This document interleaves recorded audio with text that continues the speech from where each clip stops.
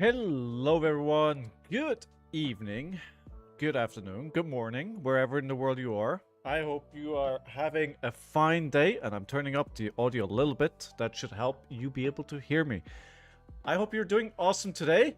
I look forward to hearing all about your RtNs this weekend. I already know, Lilian, you made third, so you qualified for nationals. Congratulations. Round of applause for you. Well done, well done. What were you playing? My guess will be new. So what are we doing today? I'm gonna review how my weekend went on Tier 2 gameplay. I'm going to be talking about the deck that I played and how it performed and what I would change for week 2. And then we're going to be practicing that deck for this weekend. So this coming weekend I have one RtN coming up on Saturday. And I definitely, spoiler alert, want to do better in the RtN than I did this weekend. So, yeah. This is the only deck I have all the cards for. It's expensive enough as it is. Bathos, 3-3? 3-3 is not too bad. Not too bad. How did you feel about Dawnblade in general? You go with 3. That's good. You achieved your goal then. Now that's good. Good. That's well done as well, as long as you achieved your goal, right? TK, how are you today? Shone, how are you? Bathos, good day. Griffin, Lilian, hello everyone. Mitch, how are you doing? Dot, welcome, welcome. Hello everyone. Came in 10th, 36 with my 4-2. Oh wow, 4-2. Wow, that was so close to making top 8. TK, that was like a bad breaker for you. 3 ones. Yeah, that sucks. 3-1, and then one more game and you're probably in, right? It was, I think the RtN at Spellbound was very, very competitive. So hey Maracuja, how are you? Good to see you again. So what did I play this weekend? I don't know if I should talk through this first. Before I start gaming, I'll talk you quickly through how my games went, and then talk through the deck, what worked, what didn't, and then I'll get into some gameplay. I hope that works for everyone. You just got hired as a teacher for international law, dude. That's amazing. Well done. Awesome. You win an in round 5 versus Prism, and you got Bible thumped. What were you on, TK? Oh. A lot of Prism flying around this weekend. So, I went down to Bournemouth this weekend. New as well. A lot of new. And the reason why I went there was because there was a doubleheader. So it was a ProQuest Plus on Saturday and there was an RtN on Sunday. And if I would have stayed in London, I could have only played like one RtN. And if I wanted to play 2 RtNs this weekend, I would have needed to travel between the one in London and the one in Bournemouth. And that would have added like 5 hours of travel on Sunday on the game that I play and a day and I play. I didn't want to do that. My local also won first RtN on Prism. Congratulations to your local winning on Prism. I guess not a lot of people bring poppers these days, and that makes it really strong. So, I was an Ira. And the deck that I was on, if you've been here last week, is almost exactly the same that was there before the Hunted released. There's a few changes. The main reason that I played this deck is because I'm comfortable on it, I know it, and I into the expected meta, I did think that it was going to do well. Except for Viserai, which is just bad. But I think, if you think about Syndra and Fang and potentially Guardians and Prism and anything else really showing up, okay, maybe Sen. So Sen and Viserai are the ones I really am afraid of. But the other ones are kind of okay. So, hey, thank you very much for the follow. Mush, mush, mush, mush, mush, mush, mush, mush. I probably said mush one more too much, but hey, that's a fun name. Welcome to the stream. I hope you're doing alright today. Where are you from, my friend? So, my pro quest, Saturday I go there, and before getting there, I was like, okay, this is gonna go two ways, right? Either this is going to be very casual, with a lot of people showing up to this convention and they just want to play Flesh and Blood, and it's gonna be a lot of people who just play at their armories, or it's gonna be very sweaty. And I turn up to the event and I look around the rooms, and there's so many faces I know, right? There's like, okay, it's sweaty. It is super sweaty. There's some new players as well, but some more casual as well. But man, the field was stacked. Like, just not names that I know, but I know a lot of the faces, and I, you know, just looking around the room was like, oh, this is gonna be rough. So my first game on the RtN, I got matched into a Simon mirror game. Thank you very much for the follow, King Con 17. Thank you. Welcome to the stream. I hope you're doing all right. RtN was quite stacked with high elo players. I think that's always the same in these RtN and ProQuest seasons. At the start, everybody comes out because everybody needs to qualify, and then the further you get into the season, the easier it gets because everybody's already qualified. Although this time around, the playmats are, I think, really desirable, so I don't think that will happen this time.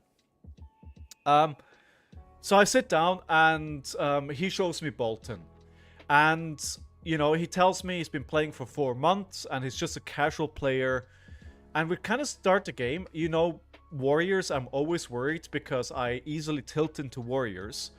And we start playing the game. I think we trade pretty evenly, but it brings out the, I don't know what it's called, Warband of Bellona or whatever, the instant speed item where you can play Luminous at instant speed. Like turn 2 or so, and I'm like, ugh. I do a bunch of damage, he keeps his hand, he goes for Lumina. He has another Lumina turn, and he actually plays out all Luminas throughout the game. But I think in this matchup,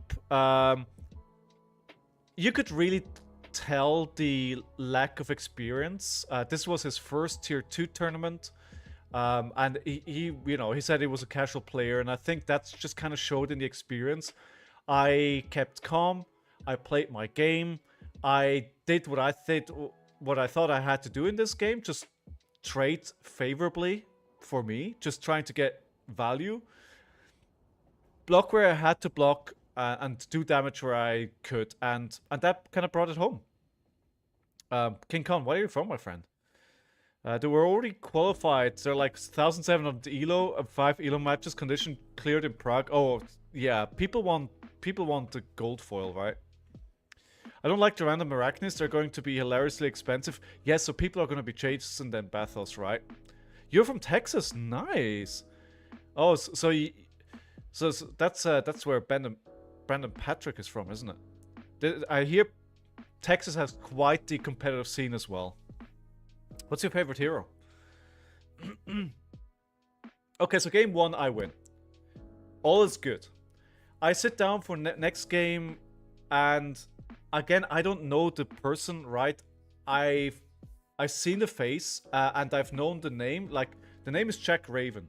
And I think I've seen the name, like, in the British scene quite a bit. And he shows me New. And I think New is just really good right now. So I'm a bit worried where this game is gonna go. We start the game. I don't remember who goes first. I think I win the roll and I go second. And we could kinda trade damage. But the thing is, I'm running 12 defense reactions, right? I have 3 Fates, 3 Sinks, 3 Flick Flack, which also buffs my combo. And that actually reminds me of a mistake that I made. Oh no, it was fine. And that all you got. I've been wanting to get into the tournament scene, and I've been really enjoying Fang. Nice. Fang looks really, really fun. So do you play at Armory Stand and just play casually? Or more like kitchen table? What's a match between Fair Heroes, New and Sen? So Jack Raven is also on like 1,700 elo. So, so it's like, okay, I got a little bit. Why not run wax on, wax off? Honestly, because the majestic one I don't have, and the other one I couldn't find. I know I have them somewhere, but I couldn't find them. Sense State, yeah, would have been really nice to have. Also, Shelters would have been really nice to have, but I just don't have the money. So I played into New, and there was like this one turn where I have a defense reaction in Arsenal and 2 defense reactions in hand. And he's trying to pull off a big turn, doing like tons of damage, and I block it all out. And I think that was the big pivot turn. Like, they really buffed their attack to like 12, and I was still able to block it all out and swing back with the blue and the red. And that was really where I was able to get a bit of an edge and win the game eventually. I think a big one, there was a scene where I was really sad. I had a snag in Arsenal, and I was feeling very good about... I have 1 snag, right? That's all I have. I put the snag into Arsenal, and I was waiting for the perfect moment to use it. And I think it was a Command and Conquer or something, and I just couldn't block it out, and they took my snag, and I was like, oh no. Oh no. Oh no. No. But it didn't matter at the end. Was it CYB new? Yes, but they took their CYB out against me, so that the deck was built around CYB, but they didn't play the CYB. Stoat, how are you? Good to see you again. Story time? Yeah, story time. And I want to talk about the games and how it went before we go into the gameplay part, because I want to focus a little bit on it instead of being like triple distracted. I play online because the closest army is an hour away. That is fair, King. That is fair. That is fair. Yeah, King, that's how it goes. Somebody plays CYB and they heal for 32 or more, right? Would you desire me as well? Hey, Silver, thank you very much for the resubscription, my dude. How did yours go? Okay, so I beat Jack Raven. Still, Finbar, Jack Raven is a pretty good player, right? So 3-2 to the pub. Sounds like it. So I play into Jack. I win against New. Like, I feel so good. I'm 2-0 on the Pro Quest. I need to win. If I win the next game, I'm probably top 8, right? Then I get matched into Nathan. I think Nathan Hills, and he's on Sen. And I think, okay, this is gonna be tough, but you know what? It's doable. He wins the dice roll, elects me to go first. And we play the game, and dude, Sen is just so good. Like, Sen, the amount of damage that Sen is able to pump out every single turn it's just really good. And I got behind fast. Like, I think the one thing that slowed him down a little bit, he played an Ancestral Harmony and banished a Transcend card. So that was a little bit in my favor. Isn't Ira good into Sen? Yes, but there's a problem with that, Mitch. There's a problem with that. Going okay, I got absolutely wrecked at my RtN. Dude, my RtN as well, spoiler alert. I did get the ELO points, Steelfur, but I probably gave them away again in the RtN. Sen is good, but also balanced, very fun. After book ban, I was sad to see him go. Yeah, it is. Flick Knives, Ira sucks so bad. I'm not playing Flick Knives. Like, I think Flick Knives would have been a good sideboard card just to psych people out. And I may bring it in just because of the option, but not build around it. Just put like the card in, because I'm gonna take some cards out. So I play against Nathan. And the problem with the game that I had was, what's the card called? The card that the block card that you put in Arsenal, and you can play it from Arsenal. What's it called? Tiger Eye Reflex. He plays Tiger Eye Reflex. And the 2 times where I play Command and Conquer, he has a Tiger Eye Reflex in Arsenal. So not only does he prevent 3 damage, but that completely invalidates my turn. Right? He plays this. Not only does he prevent damage, I don't get the benefit of actually threatening his arsenal, but also he gets a tiger to enable his next turn. And again, Finbar, I think Nathan Hills is also one of those players in the UK who's really, really good. And I just kind of... I tried, and I think I played well. I don't think I made any mistakes. I may have used my equipment a little bit early to block, but honestly, there's not a lot of on-hits. So I was like, okay, you know, it doesn't matter that much when I use it. I could have saved it for later, but yeah. So both times that I played Command & Conquer's Tiger Eye Reflex was there, and I feel like if I wanna win against Zen, then my on-hits need to matter. And him basically invalidating 2 of my big turns, it didn't. There were 101 CC RtNs this weekend. This would have had to win 59 of those 2 LL this weekend. That's not gonna happen. Yeah, I don't think that's gonna happen. Viserai is crazy. Speaking of Viserai, so I'm 2-1, and then the next game is into Viserai. But the thing is, there's a plot twist here. The rounds get set. So the round gets paired, right? For round 4. And I sit down, and I am sitting opposite somebody that plays Enigma. And don't get me wrong, Enigma is a strong hero, but I don't remember the last time where I lost an in-person game against Enigma.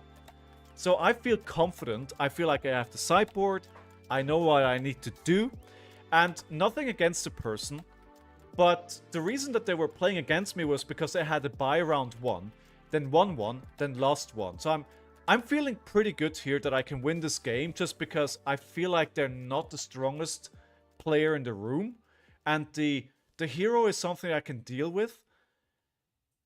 And then they repair. And I get paired into Emlyn, who is on Viserai. And Emlyn is one of those other really, really good players. I've played a couple of times against Emlyn, and I've never had a single chance. Like Emlyn is just like on another level, right? And Viserai, if there was a hero that if I had to pick like one hero not to play into all weekend, it was Viserai. And he just destroys me. He just absolutely wipes the floor with me. I didn't stand a chance. Like, it's the amount of damage that Viserai can put out is silly. Like, I took a picture. It's always like 5-6 chain links wide with split damage, and again, I don't think I made a mistake, but Viserai is probably my worst matchup, and it just I couldn't do anything. Like, I tried my best, but yeah. Not new. No, I think new's fine. Ira into Viz is unwinnable. Well, we'll talk about that later. So I'm 2-2, right? And I'm like, I won into a player that has got like 200 more elo than I do. So like, at this point, I'm thinking about my elo, right? And I think if I drop now, I'm probably walking away from today with positive elo. I probably can't make top 8 anymore. I was like, so what's the point, right? So, but then I sit there and, you know, at that point in the tournament, the talk goes around the tables, who can make top 8, who can't make top 8. And there was a rumor that maybe on Breakers, I could make top 8 if I win my next games. I was like, undrop. Let's play the last game. Let's play the last game, right? Why not? I'm here. It's only like 4 p.m. Let's play the game. So, last round gets paired, and I sit down opposite Gareth, and it's an Ira mirror. And I'll tell you, I don't like playing the Ira mirror. And I think this is where my psychological issues kick in, right? And some people mentioned it on my Discord. I think sometimes I get in my own way by overthinking things. Like, I overthink things constantly, and it really gets in the way, I think, of me playing better. And I think I go into a mirror, it's like, crap. I just naturally assume that the other player is better on this hero. So if the other player is a better skill and we're in the same heroes, then surely the other player has an advantage, right? Hey Sigma, how are you? May as well play it out at that point. Yeah, but if I lose into somebody that has lower elo than me, I can at that point I can probably qualify for nationals on elo, right? So I'm like, do I play or not? But anyway, I play game number 5, Ira, and very early on in the game, I noticed that he's on a budget build. So he plays like a turn where he plays Whirling Mist Bloom or Whirling Mist. What's the card? Whirling Mist Blossom, which is the Ira specialization. He plays Dagger, Whirling Mist Blossom. And I'm like, okay, I think he's playing a bad deck. I don't think he's playing the best version of this hero because objectively, Whirling Mist Blossom is a bad card. Now, on the very first turn, he played the Raise Reflex on a dagger, and I went like to 35. I chose to go second. He plays a Raise Reflex, so I know he has Raise Reflex in his deck. But I run 12 defense reactions, and especially into Ira, I run all of them because why wouldn't I? 100% one of the people that told you. Sometimes you say good things burst. Sometimes, right? The card is not that bad. I have seen it in a few decks. So the problem is that it's really hard to get it to hit, right? It's so, yeah, exactly like Steelfur says. It's so, like, I want this to be good, but it's too easy to block. If this was a 1 for 4, then we're talking about something else, right? But this is, it's so easy to, I don't like it, right? And when I saw this card come out, I was like, fine. And then basically, right, this was like turn 3 or so. From that point on, he basically just blocked for the rest of the game. Like I did dagger, attack, and he would block with like 2 to 3 cards every turn. And then he would like dagger 1, dagger 2. He would IP himself with 1 or 2 cards. And I was like, okay. And he never, I think the main problem from his perspective was he never took a turn off to take some damage to then swing momentum. And he just blocked and blocked and blocked and blocked. And I was like, okay, fine. If you keep blocking, I'm just going to fatigue you because you're going to run out of cards while I'm not. Because I'm just going to do dagger, some kind of attack, dagger, some kind of attack. If you block with 1 or 2 cards, even if you attack back, I'm going to win that eventually because you're going to run out of cards. And that's exactly what happened. I fatigued him, he decked out, and I won the mirror. And I think it's... I just noticed earlier on that I had the better deck, or what I considered to be the better deck, and that won me the game. So, is it a card that gives it +3 that could make this card more playable? So again, you're talking about Raise Reflex, right? Yes, it could. It's not... I don't think it's super terrible, but I just don't like it. I don't like it. Do you have your RtN? Yes. So I've just talked through the ProQuest that I played on Saturday, the ProQuest Plus, and then I'm just going to get to the RtN. So I finished my ProQuest Plus in 12th place on a 3-2 record, and I'm very happy with that, right? I think I'm happy that I beat Jack Raven. He's a very good player. I'm very happy that I beat the Mirror. I'm very happy that I beat Nu. I'm very happy that I didn't tilt into Bolton, despite him looking that he has a lot of momentum.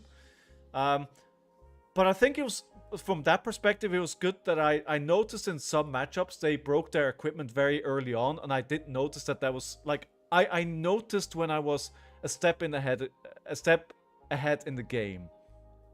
12th is decent. Yeah, I would have loved, obviously, to be 8th. And I think if I get my 3rd win a bit earlier, I'm probably in. If I beat Emlyn, I'm in. If I beat Nathan, I'm in. So that sucks a little bit, but I'll take the 3-2. And I'm very happy with the players that I won against, and I was happy about the games that I lost, because the games that I lost weren't because of mistakes. I got outplayed by superior decks and by superior players. And I think one of the things that really comes down to here as well is that I am not willing to spend £70 for a card to give me that small edge, right? I think if I had 3 shelters instead of Fate Foreseens, and maybe Deflexors as a sideboard on the weekend, it could have given me an edge. Or maybe I had the wax on, wax off combo, right?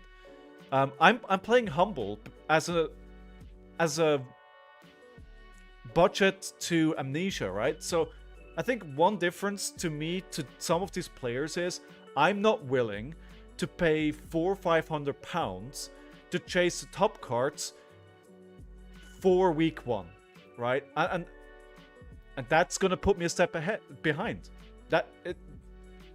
That's gonna put me a step behind. And I think if I have those cards, maybe then it's the difference between being 12th and 8th, right?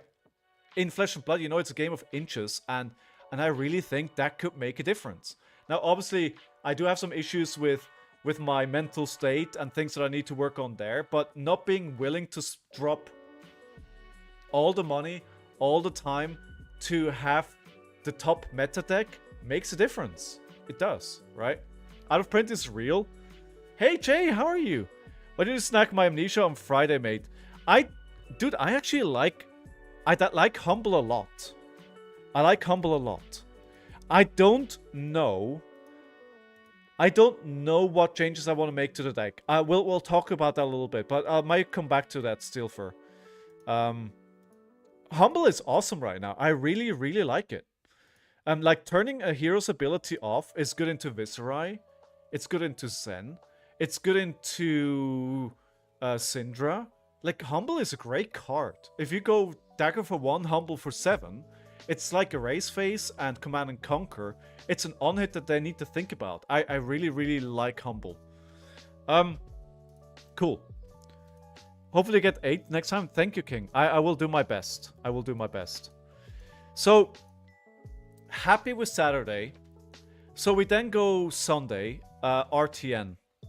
And my goal is to dodge Viserai, right? I know I can't play into Viserai. I know it's really, really difficult.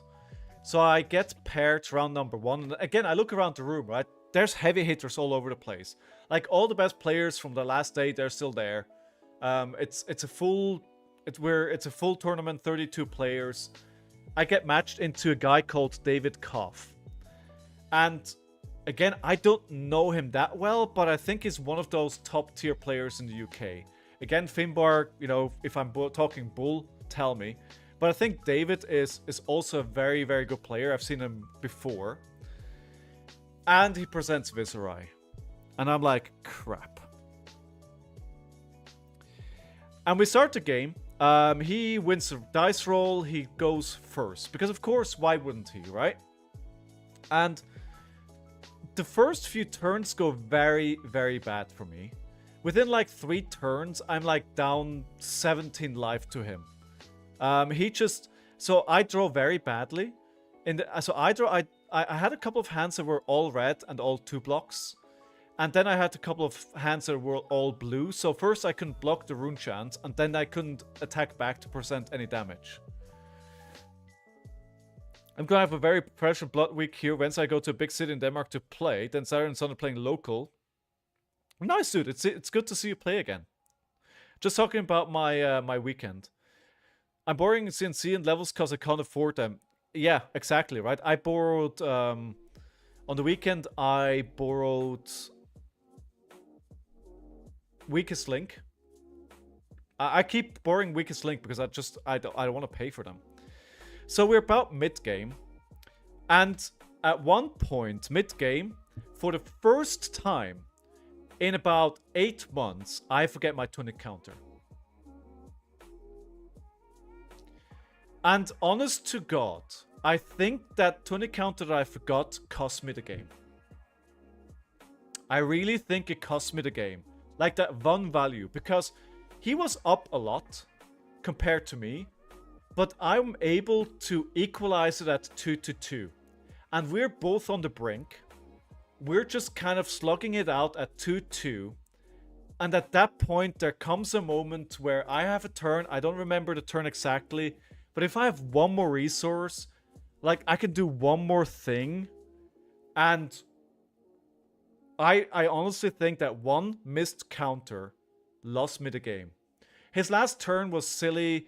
He played the Sonata Arcanics.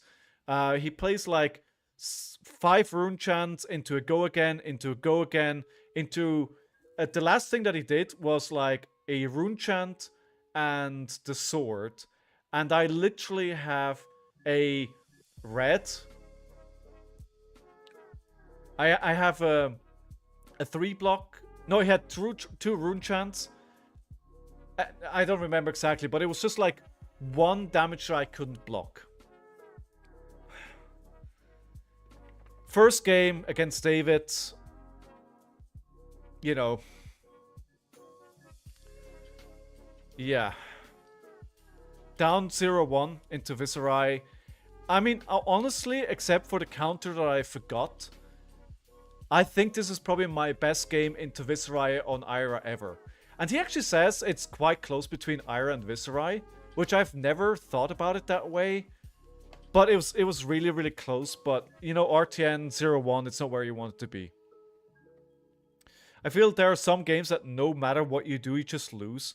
Yes, that's like my Zen game and my Viserai game on Saturday.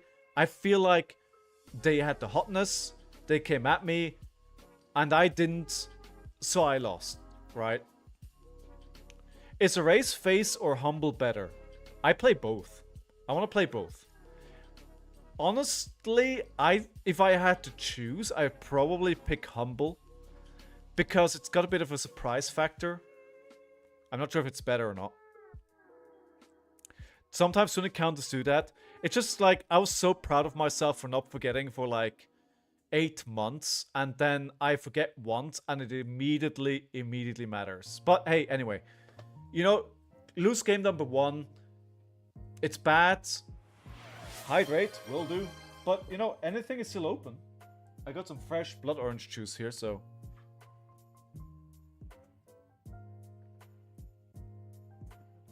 Okay. So game number 2. I play into James. Oh. I will open a pack, Lillian. What do you want? So game number 2, I play into Vincent. Got my first top 8 RtN yesterday. Congratulations, dude! Finished top 4 as well, so you qualified for nationals. Well done, dude. Congratulations. That's awesome. Pick what you want. Okay, we'll do. Let me just finish the story here, and then we'll go to that. Next game, I sit down opposite James, and he's on Vincent. And Vincent is very good. Vincent can be very tough for Ira, but it's not to the level of Viserai. It's beatable. I know this. I've beaten Vincent. You need to be very good. You need to play clean, but it's doable. So I sit down, and he wins dice roll. He does the usual thing. And actually, the first half of the game goes very, very well. At one point, I am at 35 life, and he's at 15. I'm literally 20 life ahead. And I'm like, keep calm, play your turns, get him low, get him desperate, close out the game, be done with it. And then the deck just bricks. It just absolutely bricks. I have 3 turns in a row with all blues. Nothing. I have no on-hits that I can present. I have no damage that I can present. I'm stuck at 15, and all I can do is basically block out his turn to try and prevent the rune chance from happening, so he doesn't... Because I feel like she can... She can spin out of control very fast, right? If you let those widespreads hit, and you know, life gain and the creation of the rune chant. If they keep continuously doing that, then you fall far behind very fast. And I just try and prevent that because I have nothing in my hand. I have nothing. And I have good ratios. Like, that shouldn't happen. Usually my deck is like 2 to 3 reds, 1 to 2 blues, golden. But I just have 3 hands, all blues. So for 3 turns, there's nothing except me trying to slow him down, and trying to get me to a point where I can attack again. And that's where I lose all momentum. We equalize life. I go down to 18. He's on 12. Suddenly he's on 12. I'm on 11. And then it just attacks me with a huge go again attack with 2 attacks, rune chants, and I die. I honestly... Maybe I should have played those turns with the all blues differently. I don't know what I could have done different to turn that game around. Like, I wanted nothing more than a Hope Merchant's Hood. Like, I wanted the Hope Merchant's Hood so badly. But... yeah. And I was truly tilted at that point. Like, I should have not lost that game. Like, it was looking so good. How do you lose a game when you're 20 life up? I was really frustrated on how the game went. And so my mental state was really bad at that point. And I knew that I had to go back home on Sunday. So I decided to drop. Because I felt like the mindset that I was in, the chance of losing more games and losing even more elo was higher than winning from that point on. And I think there's an argument to be made that I should have played it out. But I felt like I was in a bad place. And I felt there's a bigger chance of me just tilting in the next game than to come out on top. So I didn't think it was worth continue playing. I mean, if you're 0-2 at an RtN with 32 players, you're dead for top 8. And like, yeah. Then it'd be like that sometimes. Yeah, sometimes it happens, right? Saturday was really, really good. I'm really happy how Saturday went. Sunday was terrible. It was terrible. And you know, it happens. It happens. So just looking at the meta, I think Ira's a decent pick. Viscera is probably top dog. Sen is top dog. Nu is top dog. Those are probably the top 3 decks. The funniest thing is, on Saturday, we didn't have a single Syndra. There was no Syndra. You can't make it if you won the rest 3 games. No. No. Because even only some people will make it on 3-2. And you need to win the 3 games early on if you want to make it on 3-2. There's a good chance we won't see Wiz next week. Somebody just did the math earlier on how many games he needs to win. I think there's too many games. I don't think he'll be gone. I think he'll be around for week 2. All right, let's open up a... Just because I have tons of it, a bit of a boring one, the Bright Lights. I ordered a box of the Haunted, by the way. It's because it's sold out. I was actually really worried that they put it on the homepage and forgot to take it down. but they confirmed the delivery, so it's on the way. So I think it should arrive tomorrow. From tomorrow, we can open up some Haunted. Crankshaft. I mean, obviously, I'm looking for a Tunic here, right?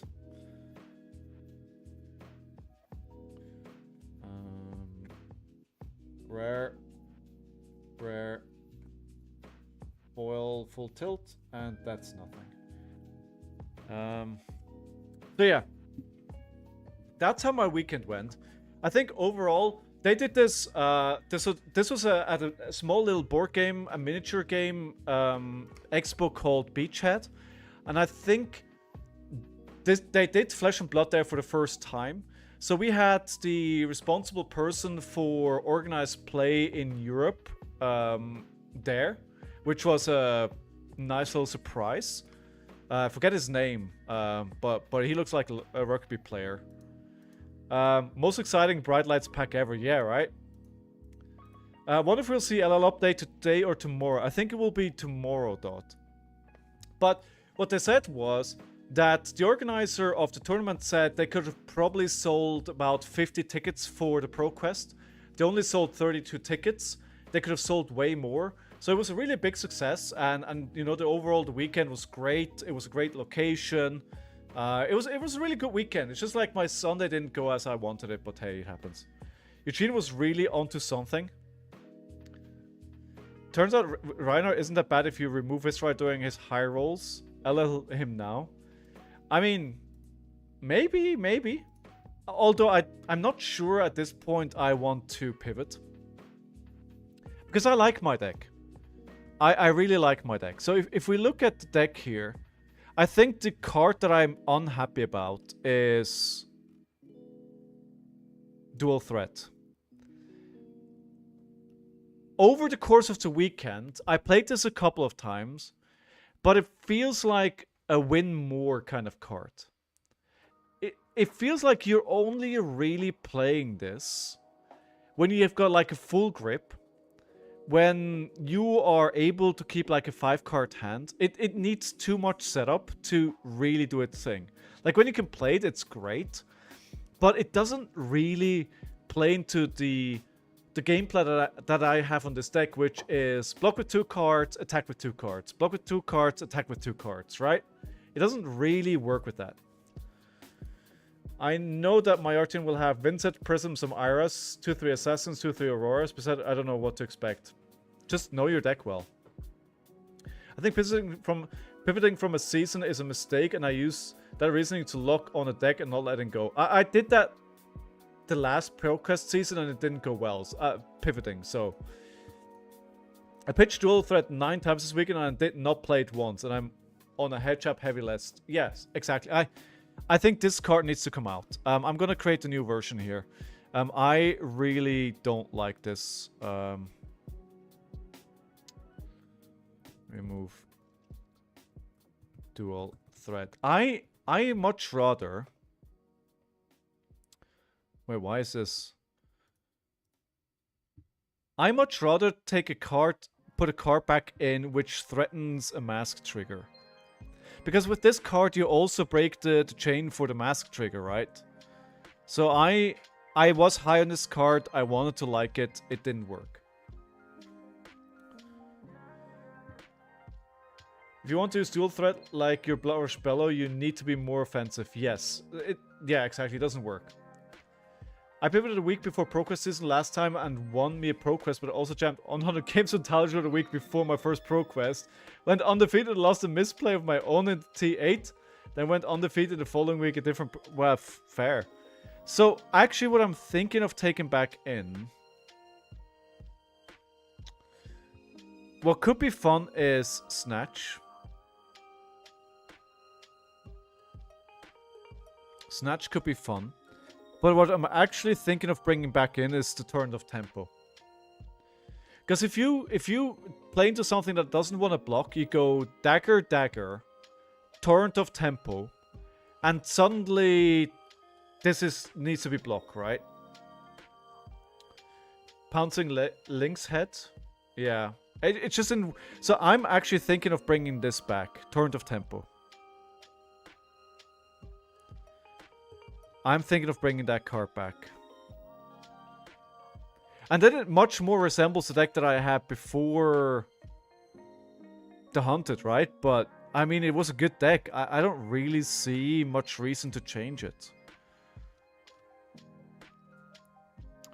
The one thing that I do have, which maybe... So I have Null Rune Gloves, Null Rune Robe, and Tide Flipper. So I'm running AB3. I didn't see a single wizard this weekend, and I think Kano is dead again. But you guys saw that Martian Bay just won a Battle Hardened on Verdance, right? I think we're gonna... I think you can't disrespect wizard at the moment. Are you gonna see them? Unlikely. But I don't think you can... I don't think you can disrespect them. Because people are gonna see what Martian did, there's always copycats, right? And you don't know when that wild deck shows up. And I don't want to lose to it because I wasn't prepared. So I think I'm staying on AB3. Don't disrespect him. Yeah, no. I can lend you all the Verdants card. No, I don't want to play Verdants. Nate, I watched Martian win that live in person. So much fun. The funny thing is, Martian was talking about on the Arsenal Pass podcast. He was on as a guest, and he was talking about Verdants.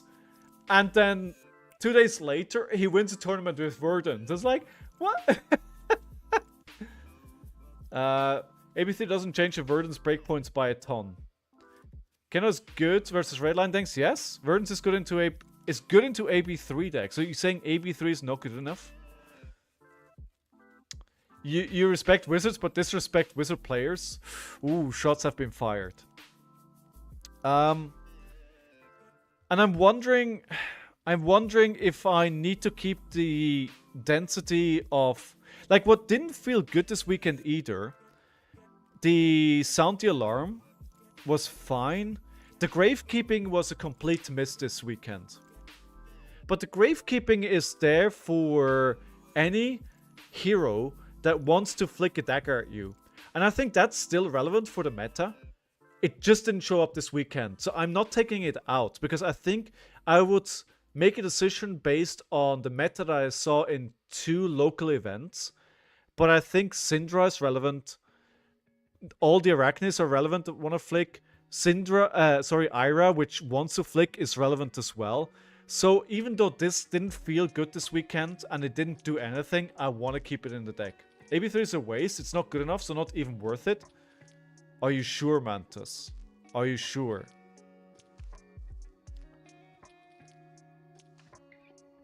I took Gravekeeping out and was very glad I did.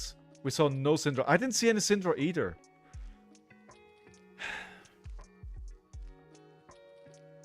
I didn't see any Syndra either.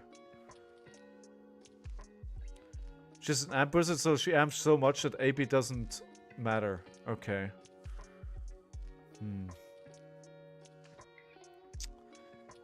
I don't know. I think I'll make the final decision what I will change in the deck when we know if something is going to Living Legend for the next weekend. I think that's when I make my final call. Syndra, Sigma... It's so weird that we didn't have any Syndras, because she's a good deck. She's a good deck.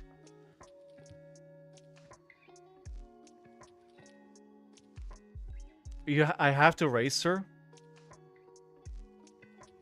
So are you saying then I should take the null runes out and maybe put something like...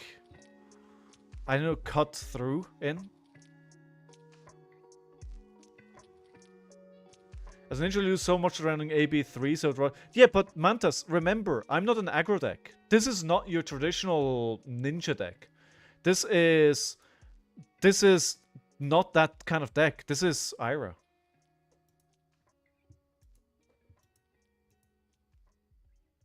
Alright, anyway, we've been blabbing here for a bit. I want to play a little bit. You're here for gameplay, and I haven't played a single game in like 50 minutes. So thank you for sitting through my TED Talk.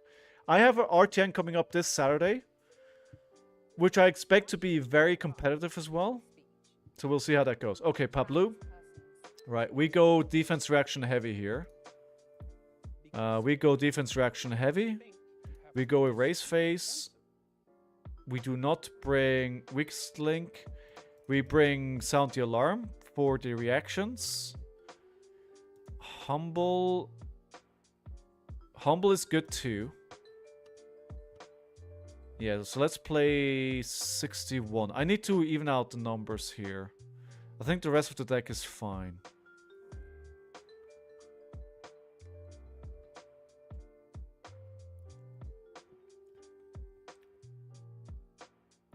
Who got it, Mitch? You?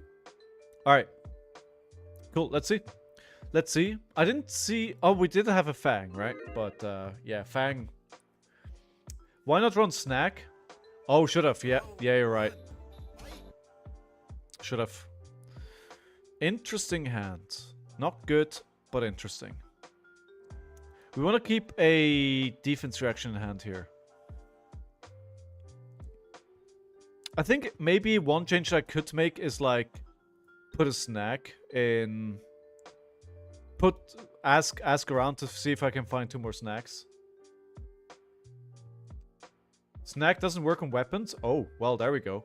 Hey, Queenie, tell us more about your, tell us more about your CYB Reinar.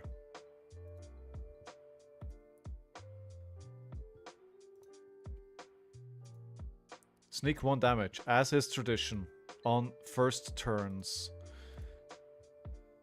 Okay, so what do we have here? Sensor and the blue, so that's what we want to play. We're gonna see first what they do here. There's gonna be a pump. There's gotta be a pump. You were able to shut down Oaken Old with gaps on 1, Thick Hide Hunter and Snack. Yeah. Target dagger additional time this turn. The next time target dagger hits this turn, mark them. Oh. Wait, why is it? Oh, because it's an... Okay, that shouldn't have hit me yet.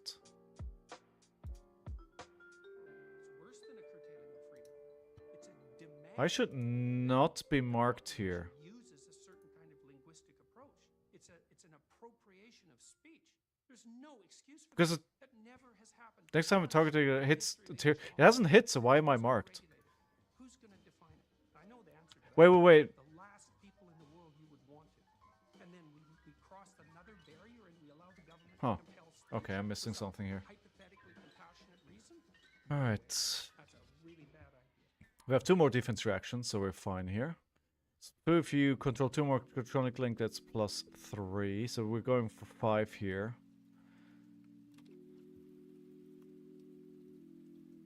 Yeah. Okay, that's fine. We're taking 1 damage. I think that's fine. And we keep 1 defense reaction at the ready. Man, I was feeling so disappointed on Sunday when I went 0-2. I was feeling pretty good about my 3-2 on Saturday. I was like, you know, maybe we can make something happen this weekend, but yeah, sadly no. It's a very fun list. Been testing this past few days while it snowed in. The core idea is that the new card, Thick Hide Hunter, can give you 15 value turns of pure defense if you can empty the rest of your hand by blocking or pitching CYB. So basically, that's actually a fun idea. So you're a pommel, not pommel, a club. I mean, of course, it's a club deck. Okay, so I have 1-2 block here. I think I'm gonna use the sink below here.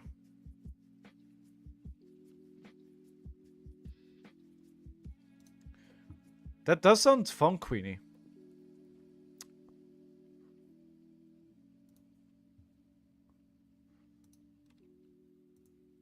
Oh, damn it. Should have sung something.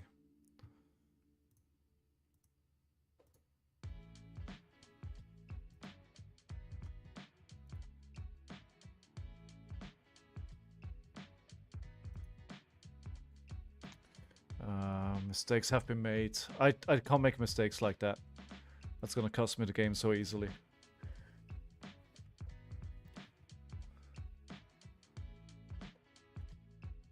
Wait, Mitch, I see a Reinar against Prism on RtN in Perth that managed to draw 5 of Solana. Oh, yeah, I get it. Can anyone explain how RtN points will be given? Will it be at the end of the period or each week or each day for each week? What do you mean RtN points?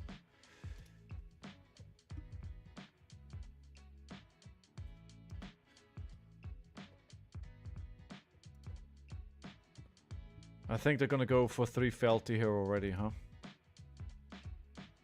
And we need to get a... We don't have a target for looking for scrap yet. Living Legend points. So we should get Living Legend points by tomorrow. And if something is Living Legends by tomorrow, then what will happen is... Ooh, looking for scrap, bittering thorn, sounding the alarm. Alright, we're just gonna block here. This is gonna be... They're gonna do a lot of damage here. Yeah. But they don't have disruption, right? So the dagger is free. We'll take this. I want to do damage back. So 7. So we're taking 7 damage here.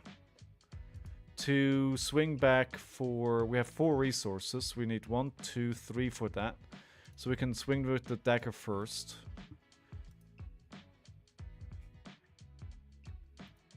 That's more than 7 damage. So we should be okay here. I should have done that the other way around. Should have gone with the Bittering Thorns first.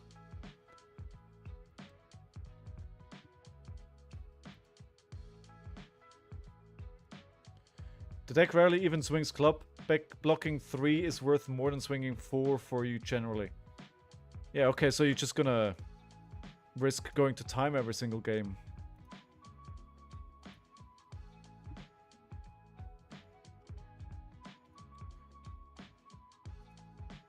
No, that's a lot of defense reactions. That's a lot of defense reactions. I didn't hit a single time yet. Okay, 2 sharpened senses and a smoke out. So defense reaction as well here. Man! Doesn't block though. Okay. Looking for scrap. So ideally we block with a 1 blue again here. Eventually you end the game through spamming Barraging Beatdown. Fair. Yeah, so we should know by... I mean, they're going to Living Legend. They put a system in place where they want to Living Legend things mid-season, right? So if something reaches Living Legend through the games on this weekend, what will happen is we will know probably by tomorrow. And then they are going to...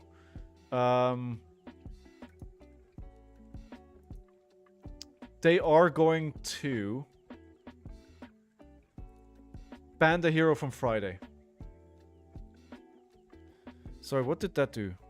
So if there's greater than twice the base, I could go again. I'm getting a few MFAs. Okay, that was a pretty bad turn from them. We don't have a great one here either. And they weren't able to use Valiant Dynamos, which is nice. Don't you play Pain in the Backside? I mean, I could be convinced to. Pain in the Backside. I wonder if I have 3. And this is a hero. Target dagger you control this 1 damage, and if damage is dealt this way, this dagger is hit. Yeah. Yeah, we could try it out. So everything has hit so far, which is ideal, because now we can present a 5 here, so which needs a double block. Card sucks. Okay, apparently card sucks. Talking of cards sucking, look at this hand.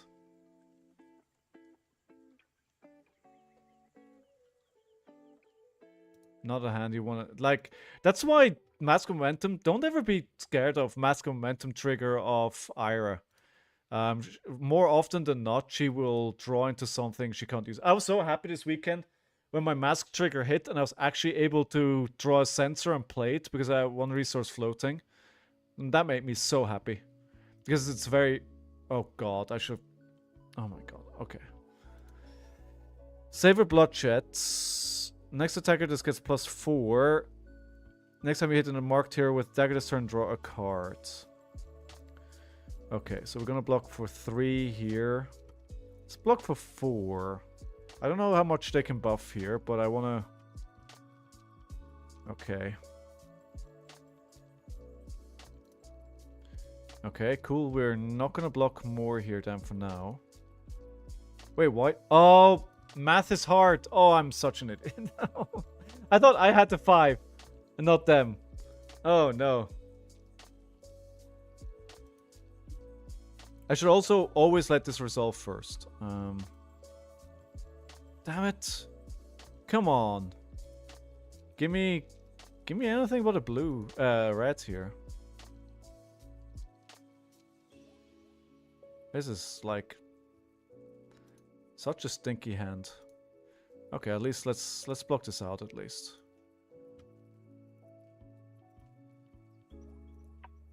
Then we'll play the card from Arsenal, and just Arsenal the Command and Conquer. So the thing is, I really, really dislike 2 blocks in the deck that I'm running. I actually want to try and eliminate them.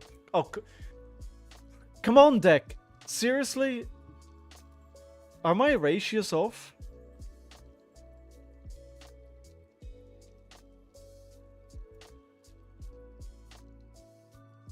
I'm wondering now if my ratios are off, because I'm just not. Where are my blues? It shouldn't. I didn't mess with the ratios. It really shouldn't be the case.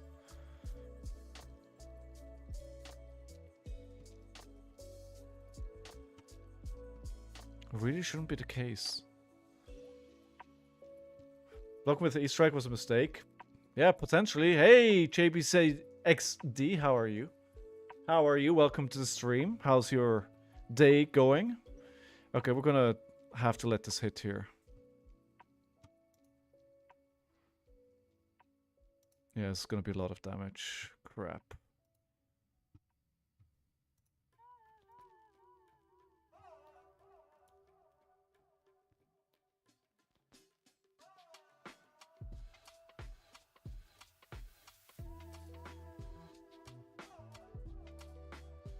Alright, let's get 2 cards from them.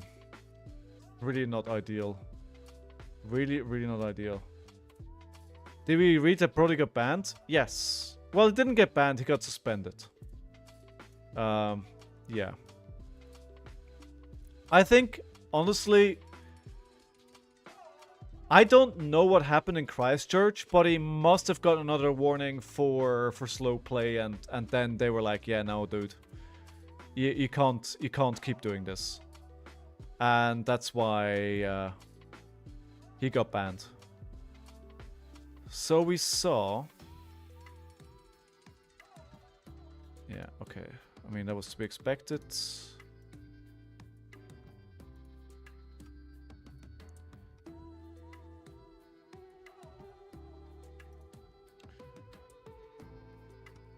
Okay, go again. So what are they gonna play? Oh my god, okay. I need to be really careful now. They can do a lot of damage from this point on. Alright, let's turn the hero ability off here. We can dagger them and then go for 7 with the humble, and I think he cares a lot about that dagger not being turned off. The 0 cost. Real statement, he admitted to cheating. Punter, he did, but the thing is, he didn't cheat. Brody, let's get this out in open. He did not cheat.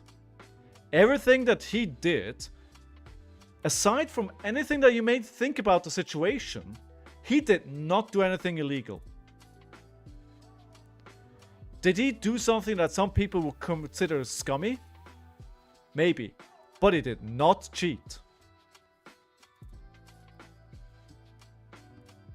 Maybe, Punter?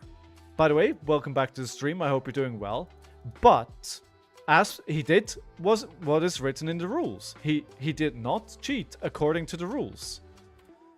And I think that's very important to say. Right? Whatever you want to call it, right? Rule sharking, whatever you want to call it, but it was not cheating. I am going to make mistakes here.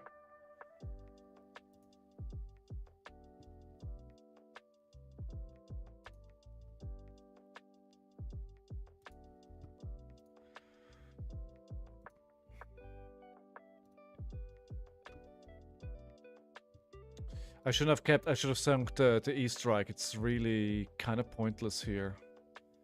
Okay, let's do this. We'll play this. I wanted to play this turn differently, but I think, considering the hand that I have, put myself into the situation of having here. This probably makes most sense. I have a feeling I may lose this game here.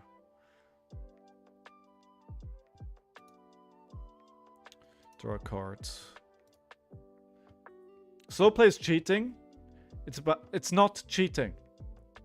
I want to be very clear about that. It's not cheating.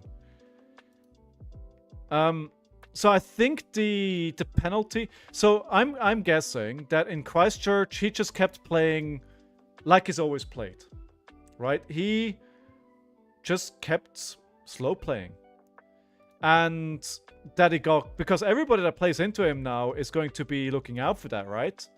So I think what happened was that people called judges, and they had to do something about it.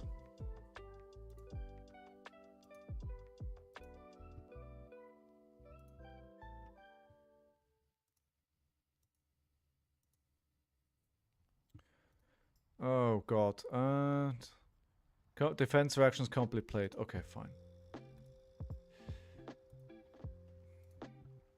Then sound the alarm makes zero sense if I can't play if I can't play defense reaction. Oh no. Uh-oh. And I think if I'm right with my theory that something happened in Christchurch along those lines, so maybe I don't play the sound the alarm. It is 5 damage. But if I play this, they lose a card. Let's do this. This is more fun. I don't care if it's better or not.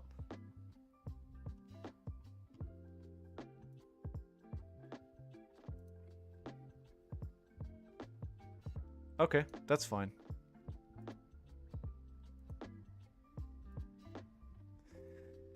Four to 9. Okay, can't play defense reactions here. Okay. Okay, that's a lot of damage. That's a lot of damage.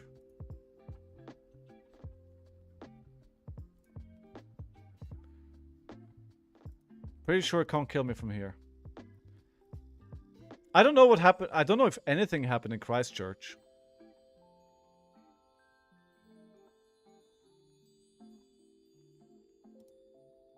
Let's not take unnecessary damage here.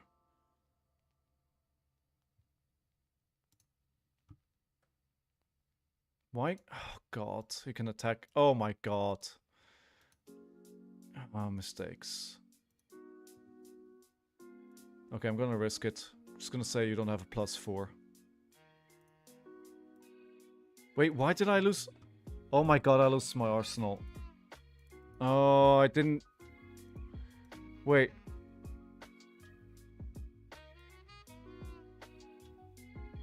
Why did I lose my arsenal?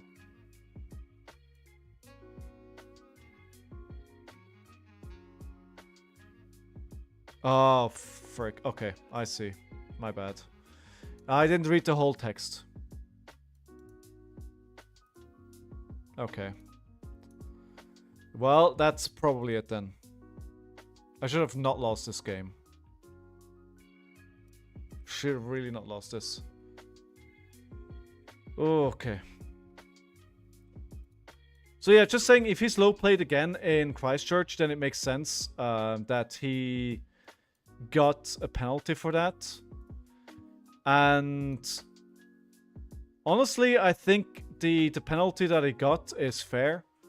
A lot of people are saying, well, it doesn't really do anything to him. But the thing is, he travels for Flesh and Blood and he plays Flesh and Blood so much that to him this matters, right? To him, this matters a lot.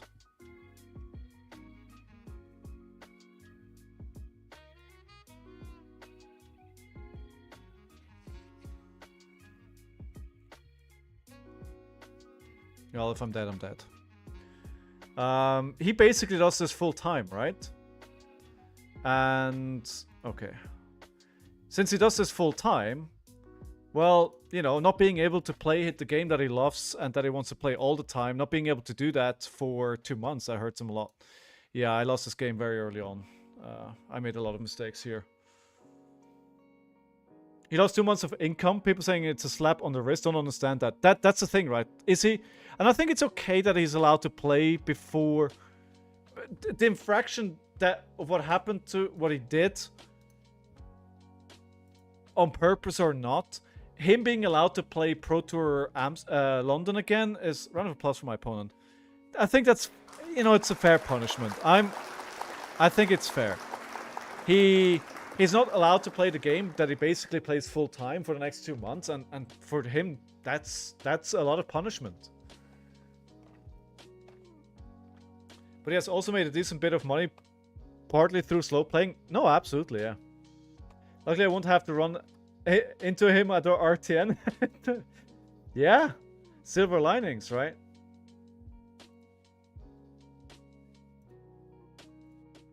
Yeah, that was pretty bad. I think I should win that game. Yeah.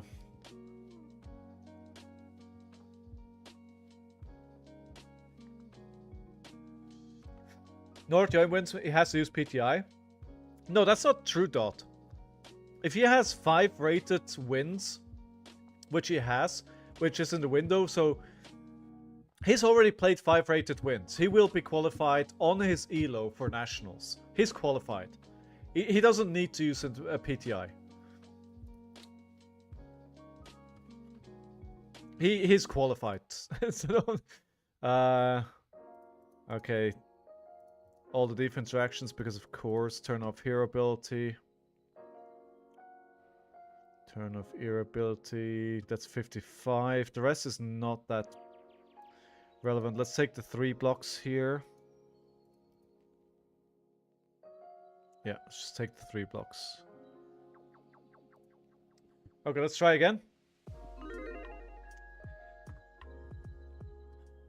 You know what? We'll play a Warmongers at this end of this chain here.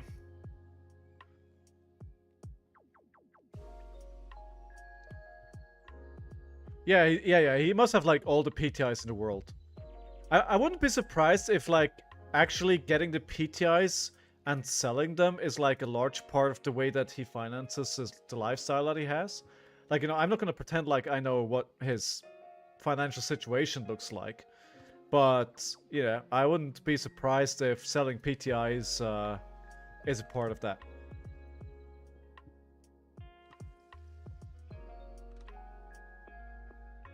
Alright, let's do this. Choose war.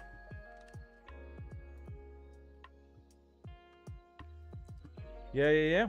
So everybody joining late, how did your RtNs go? Are you happy with your results? You wish you would have done better, or are you going to change your hero? What's the plan?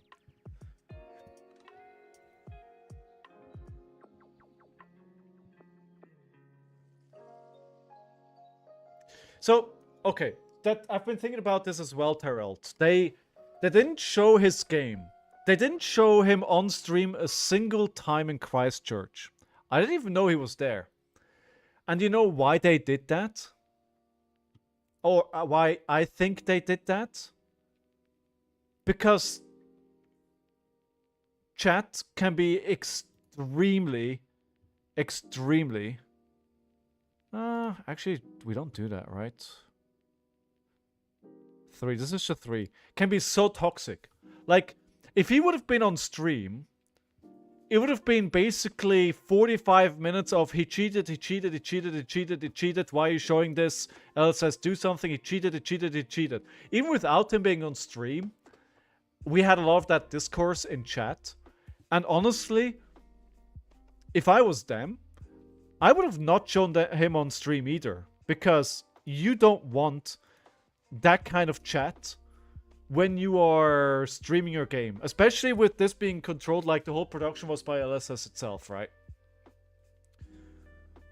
Yeah, imagine he would have been on stream. Like, it would have been bad. Like, you know, we had Jamie like 2 years back, had a very, very similar situation at UK Nationals. And man, it didn't stop. It just didn't stop. It was so toxic. Like, whenever he was on stream or anywhere, people would be like, oh, pummel this, pummel that. It's like, yeah, they couldn't show him on stream.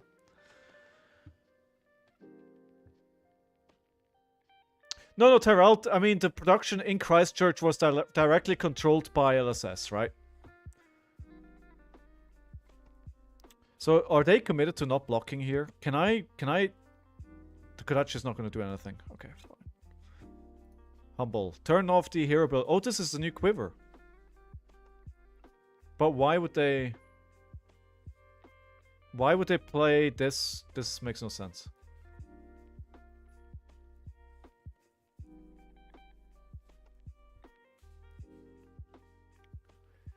He's probably won like 50k and is 18. He's not got the most outgoing expenses. No, that... but JP.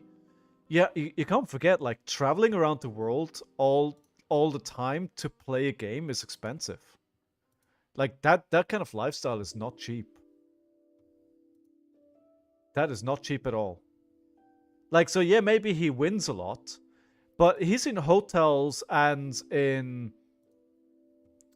he's in hotels and, you know, on the plane all the time. So that's not cheap. The first attack during the next turn costs 1 additional. You know what? Who cares? Who cares? He's not going to have an arsenal, though. Okay, so we're going to do... I don't have a great hand here to deal with this. Why we have a blue in our arsenal? Because it was turn 1 and I had a blue that I needed to put somewhere. I didn't want to IP myself.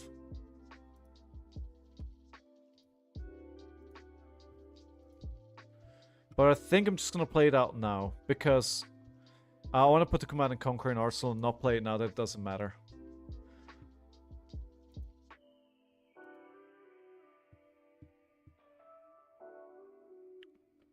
Yeah. I mean, I heard Liliane and Tyrell. I heard from some people that apparently making triggers like that the responsibility of the person that you're playing into is a problem as well.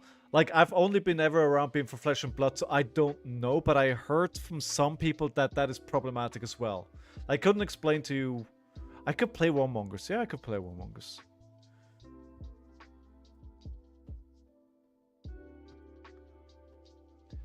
Honestly, the best thing, I think, I listened to some people talk about it, and I think the best thing that could have happened is the judge rolling back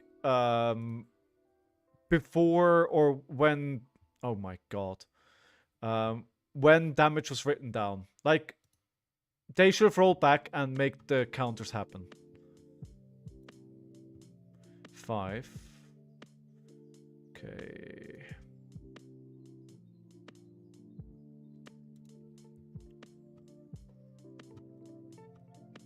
Let's get a... Jeez, I need a blue. Actually, this is fine. We'll just lose a life. That's fine. Yeah. I'm glad that we don't have drama like this in Flesh and Blood often. And I think something that I observed at the Expo this weekend as well. Like, I feel like overall the audience for Flesh and Blood is very mature. And very... I don't know how to say this, but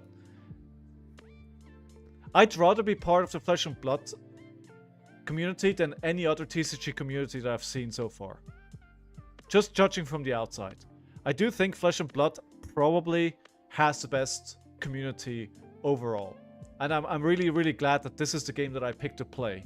And I don't know why, but yeah. The judge call was in a moment that can make a player mistake. I mean, we don't know if that disrupted the thinking of the player, but yeah, from what I heard, the judge call was a really bad time for just where it was in the turn cycle.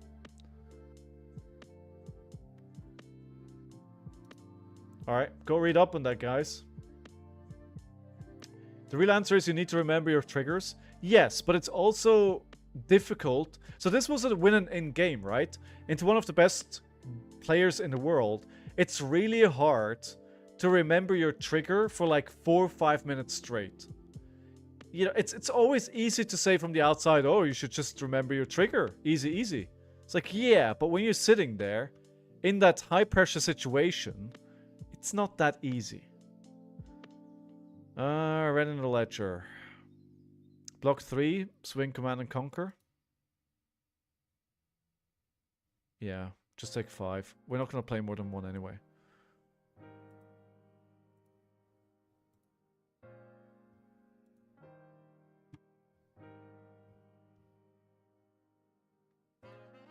And also, exactly. Like, it was also round 11, right? And at round 11, it's like, dude, you just played 11 rounds of Flesh and Blood CC over the course of, what, 2 days? Like, you're tired. Like, that is mentally taxing. Like, you guys, you've played events, right? You know how tiring it can get playing so many games over so many days. Like, it's not easy. Part of the problem because the opponent had 10 minutes of thinking, knowing that was Cincy and Pummel, and multiple judges interrupts into 2 days of playing. Yeah, exactly. It was like, it was exactly as I just said, right? It's like, it's not easy. It is very exhausting. It's a high pressure situation. Mistakes happen.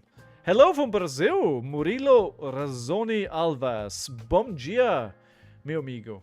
Tudo bem? Tudo bem em Brazil? Could you share your deck list? With pleasure, my friend. Do know, however, that I net deck all of my lists usually. Tudo bem? Good, good, good. Glad to hear it. Eu falo pouquinho português. Pouquinho. Que isso? Que isso? Infecting shotty. I think we blocked this out. We can't take the damage here, and we need a blue and we need a red to block this.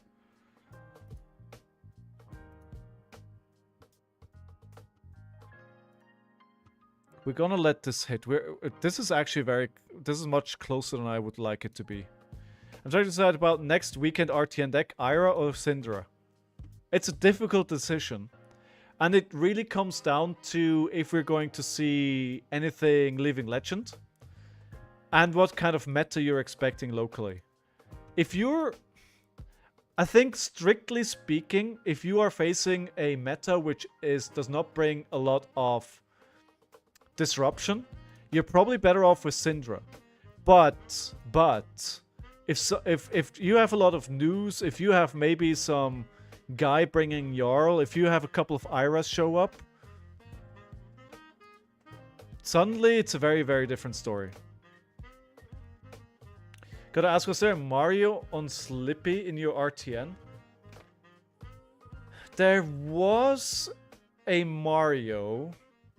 I don't think there was a Slippy. No. I don't think so. Mask Trigger doesn't... Oh, that's a good card at least. But it's concerning that they kept a 5-card hand. That is concerning. Probably 1 Ira, 1 Victor, 1 Azalea, 1 new. Victor is a spicy choice. I mean, honestly, I didn't do well on this deck. I think if you look at the numbers globally, I would say more Syndras did better.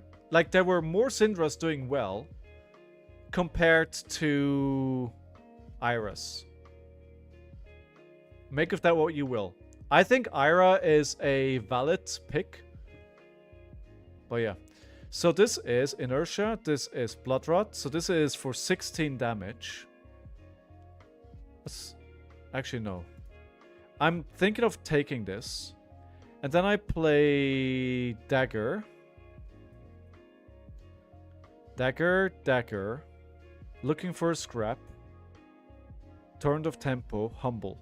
Which means I need 2, 3, 4 resources. This alone.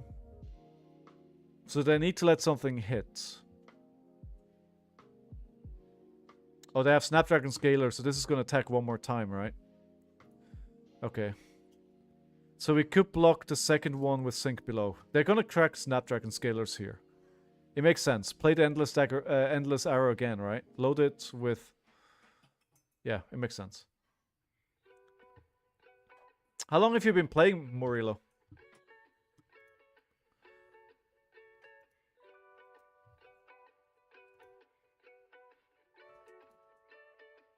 Yeah, there we know. They're gonna pitch that.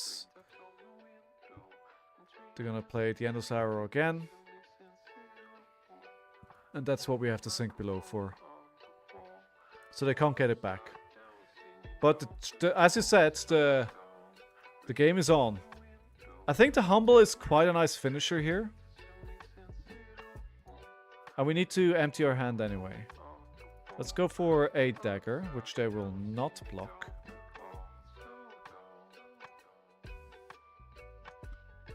Then we'll do a looking for scrap for 6 go again. I heard rumors about Riptide and Azalea, also the underdogs. Riptide actually won an RtN. I think Riptide is actually good in the current meta. Riptide wants heroes to do what they do. So, yeah. I think Riptide is a valid choice. So we're either going to get a 2-card block here, or we're going to get a 2-card block. Nice. Okay. That is what I wanted to see. So we brought him down to Eve. Oh, but I'm going to lose the card, of course. No, I can't play, so it doesn't matter. I'm close to 1 year in Fab. My first armor was on 20th of March. Happy anniversary. Happy Fab anniversary. What a journey, eh? Did you join the stream basically as soon as you started Flesh and Blood? Riptide is incredible in this meta. He's pretty good, yeah. I heard Reiner also won an RtN. Really? And like I feel like Reiner always wins like one RtN every RtN weekend. Like there's always some mad lad out there on a Reiner that wins. There's always one.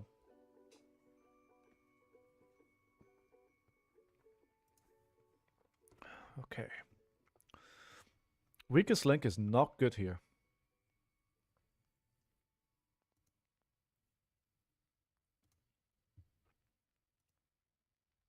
I wish this wasn't dominated.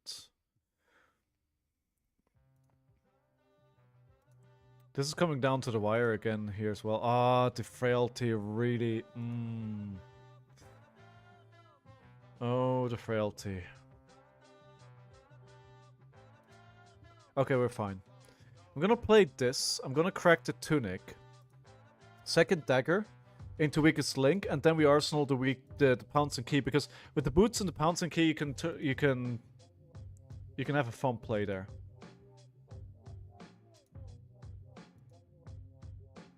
Should try the new build.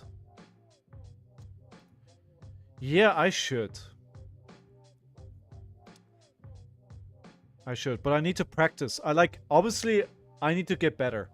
I need to get better at this hero. I just need to full on focus on the season, right? I just need to... Sorry, I didn't hear you very well. What did you ask? How long have you been playing Flesh and Blood, Murillo? Sorry, is my microphone fine? Is the audio bad? Please don't tell me I've been talking to you guys for an hour and a half and the audio is bad. You wish you played Riptide, JP? Been hilarious spending 55 minutes swinging hatchet for 2. Oh no, I think this may be where we die.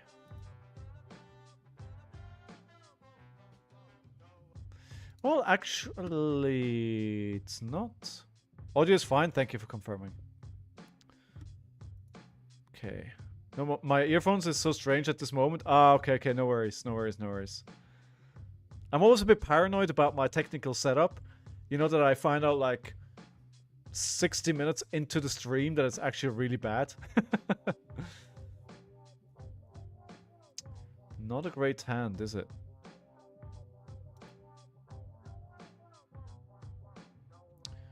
Do-do-do.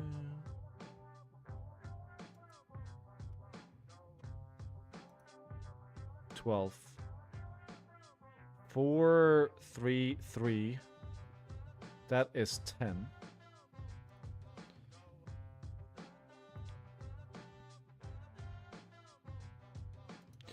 I'm gonna... maybe we need to pause later on.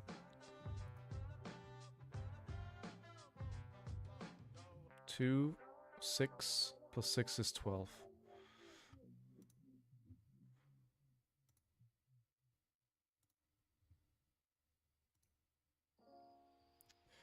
Math is hard, but even I can do that much math. I'm wondering if I should break the boots here anyway.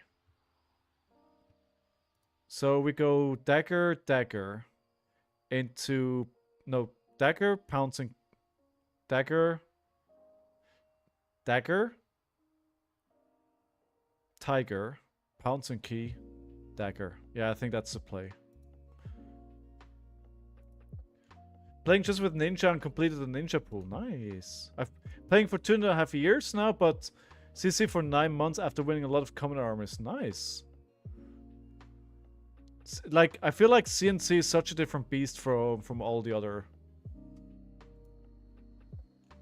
formats. So let's see if this is good enough to survive the next turn. I'm fairly certain the snap endless turn was incorrect. From them or from me? This is very, very close. This is very, very close.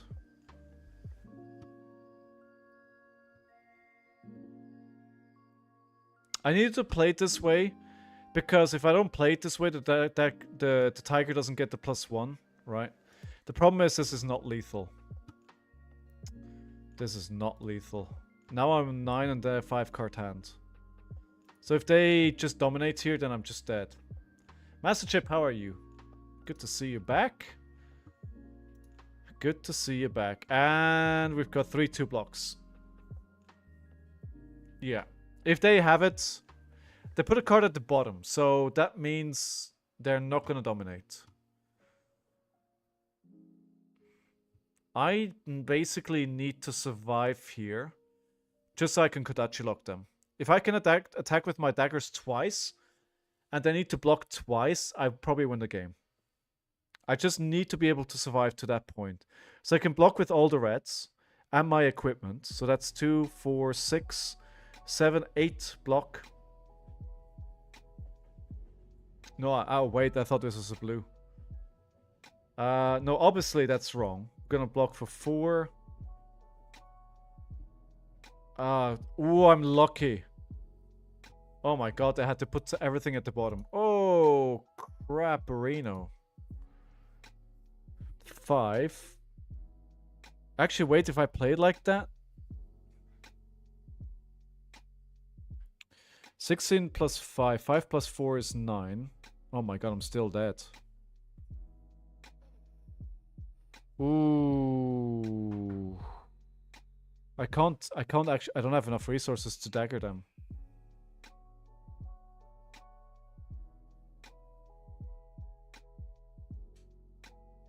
Give hand? Yeah, probably better than taking the damage, right?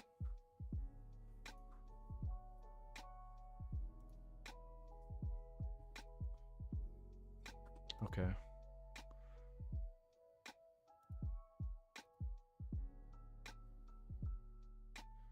Okay, let's see what they bring here.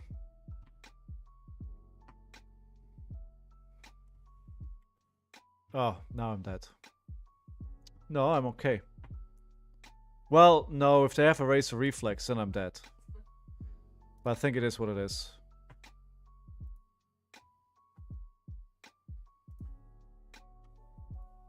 They don't have it. But I can only play one action. But you know what we'll play is a CNC.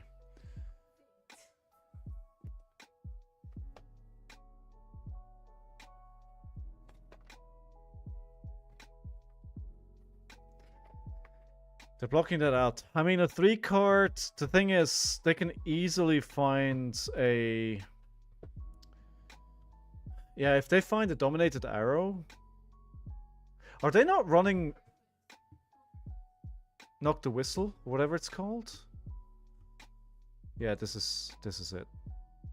I can't block this out. Lost again!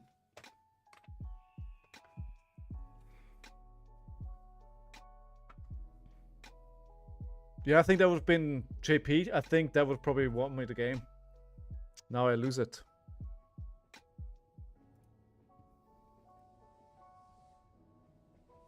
Bad decision at the end of the game. Otherwise, pretty well played. Oh, that's the wrong one. Good game. 0-2. Another strong stream. Oh, alright. Okay, guys, I'm gonna take a quick break. Turn off the pre-roll ads as well. And then we'll go into more Flesh and Blood. Please stick around. I'll be right back.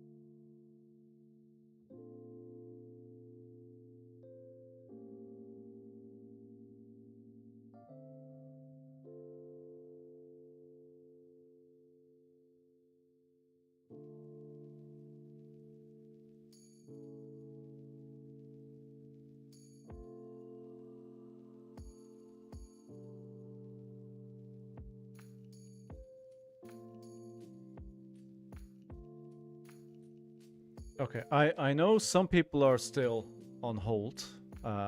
If you're not, thank you very much for your subscription. I appreciate it. I was actually thinking about our conversation earlier on. So if we're saying AB3 doesn't do anything, should I then instead run AB1 and bring Oasis Respite instead? I wonder if that's better to deal with the potential verdant. I don't think I'm going to see Kano. I don't think Kano is going to matter. So if we're thinking maybe somebody feels cheeky and brings the verdants. Why not both? Because I don't have the space for it. I don't have the space for it. I want to say, however, I've lost 2 games today. And dual threat made no difference. So dual threat taken out of the deck, you know, it didn't change anything to the losses that I had today. I don't think, yeah, would have made no difference. So I think that is a good change. Dual threat just doesn't do anything. Have you tried the dagger version? I have, Matsu, and I'm not a big fan. No. So let's go second here. So we'll bring in the snack. We'll bring in the defense reactions. We'll bring in The gravekeeping. Oh, Mitch, hey! Didn't see you there. Okay, we got 56. We'll do more defense reactions because we need them. And maybe one humble.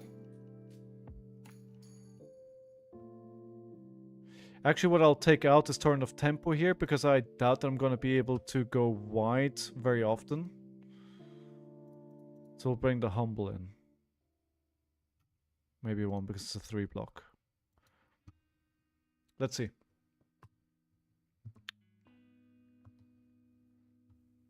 Just don't play Ira. I mean, honestly, you're not wrong, JP. You feel like LFS and Rotten Remains isn't counterproductive? What do you mean? What's LFS? Looking for scrap and Rotten Remains? To be fair, I haven't played a game yet where Rotten Remains has been relevant. That's a sad truth. I think Rotten Remains, I mean, I'm running a one-off, right? And I think that's maybe a card on the chopping block.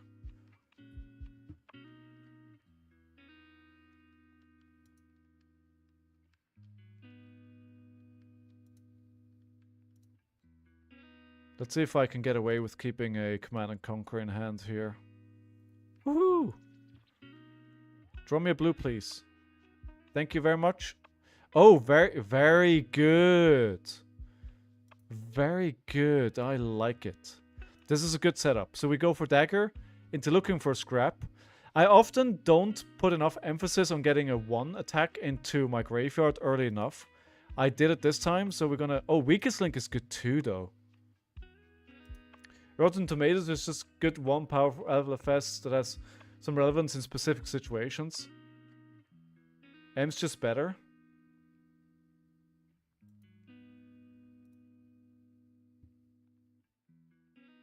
What L is better? I played Rotten Remains for 6 in my last army. Banished my Kodachi because I thought it was a must effect until nothing gets banished anymore. No, it's not a must effect, Tezor. It's not a must.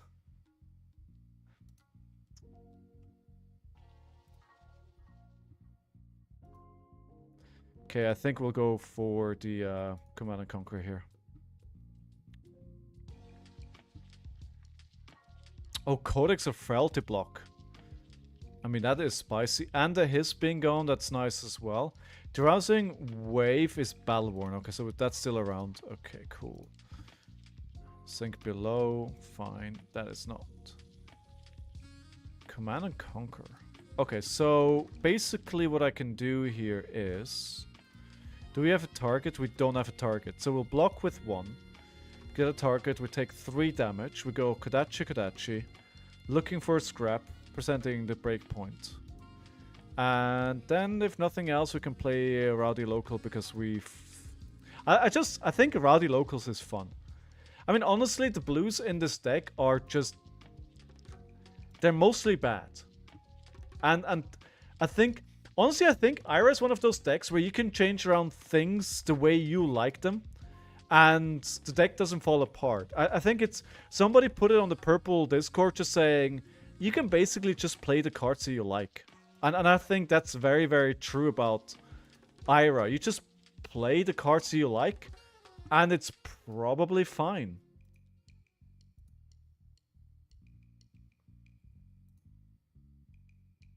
Rowdy Locals is a king. After months of playing Victor, being able to ruin some assassins' lives this weekend was a nice change of pace. Yeah, don't we all love ruining assassins' lives, right? We don't want any of these in Arsenal, so we may as well block with it. Oh, no! No! No, bamboozled. I didn't know you can play that on Command and Conquer. Okay, we'll play the Sound the Alarm. At least we get to draw a defense reaction. Almost 100%. Wait, what? No. Painted backside, bonds, surgical, levels. Okay, that's good to know. So, no reactions here.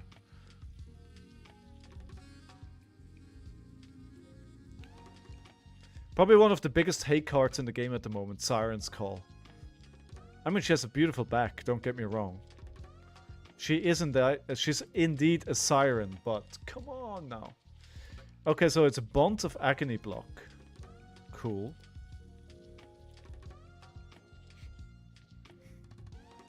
Bad hand is banned. Bad. Okay. When this hits, so they want this to hit, so they can. So they can get the dagger to hit, so they can get his effect to trigger, right? Alright, cool. And if you go with her, she eats your soul? Yeah. I don't like sirens. Sirens are nasty. If you defend with one or more reaction cards this turn, this card has -1. Well, that's really annoying.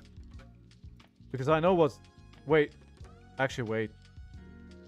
That's a mistake because I just saw the surgical extraction pitch.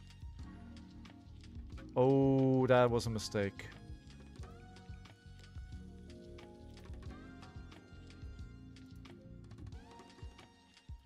I thought I was going to play the surgical. Okay.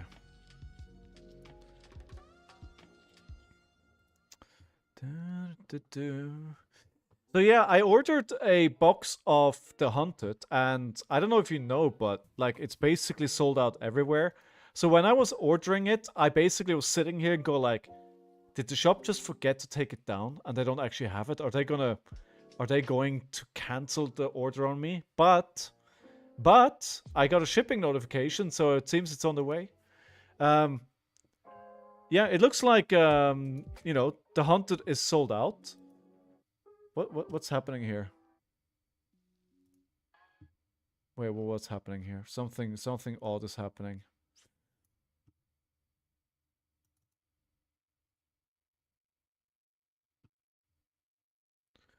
Okay. Spotify is obviously having a problem. Let me try and restart Spotify. Alright, let's let this hit. I have 2 defense reaction. Let's see what happens.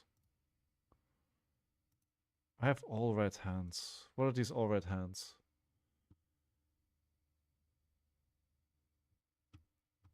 Okay, we may have to segue here. Let me do an alternative. All right.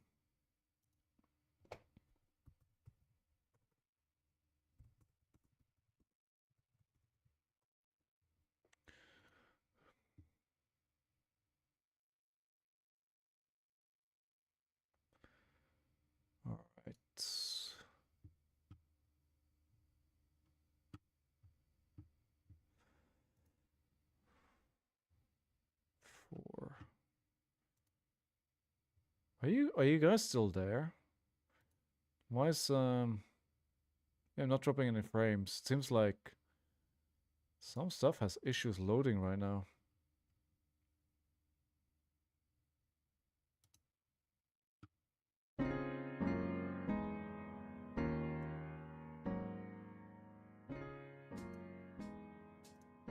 Okay, there we go. 4. This is just vanilla damage. Let's not block on vanilla damage. Forgot to tell you, when I got my Hunter case, I was really scared for a second because there was a bunch of One Piece box on top. I thought I bought the wrong thing. Yeah, I mean, honestly, you probably would have been pretty easily able to sell the One Piece thing, right? Come on, 8 block is enough, right?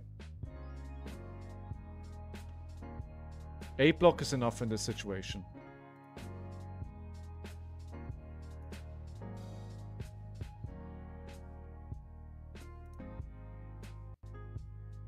Not a bad TCG to accidentally buy into.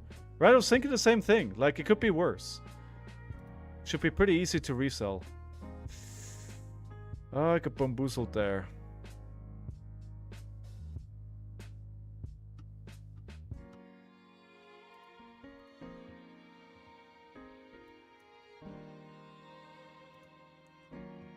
Yeah, I think Spotify has an issue.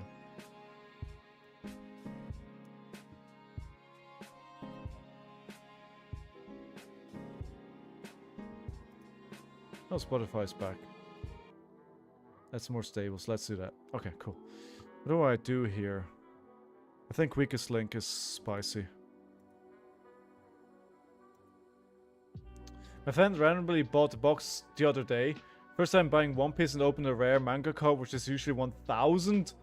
Whoa. Whoa. What an accidental buy. We haven't seen a single Transcend card yet. We haven't seen a single Transcend card. I mean, obviously Dagger and then for 7 would have been much better, but with an all-red hand, what do you want to do? What do you want to do? Are you guys playing RtNs this weekend as well? Any of you playing RtNs this weekend and you feel confident on your deck?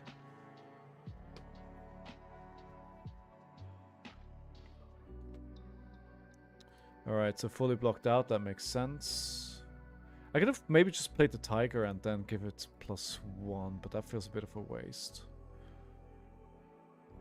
Alright, 2 actions again, good. Do we have a target for looking for a scrap? We do have targets, good. So we've seen 2 Agonies, right? So Codex of Frailty is gone, 3 Command and Conquers is gone, 2 Bonds of Agony is gone, 1 Siren's Call. Oh, there's a Codex of Frailty. Okay.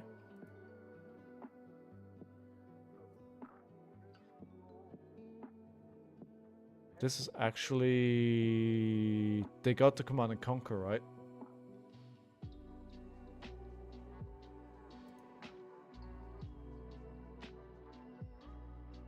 No? Okay. So let's play a Flick Flack here then. I mean, they could have gotten a Command and Conquer. Why didn't they... they want an Arsenal, sure. Yeah. The regular One Piece players were not happy with him. Hey, you should cheer something like that on, right? It's like, don't be salty about it. Be happy that somebody pulls the spice. Don't be salty that you don't pull it. Be happy that somebody pulls it. Sheesh. Come on, guys. Don't be like that.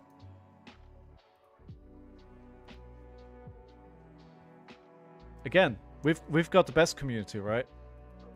Bar none. Flesh and Blood, best community in the TCG world.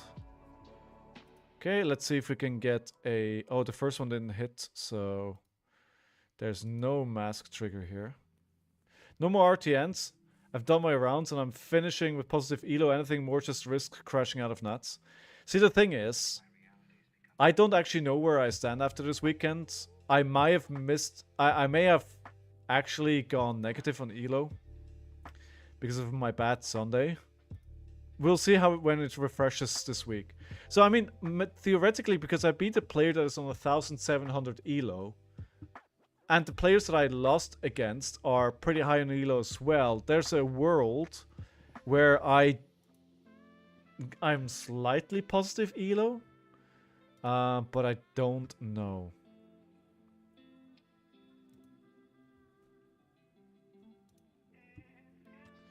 Okay, we can get rid of the blue here. What mongoose was that? Oh, come on. Target gets +3. Self gets -3. So this is going to be for 5.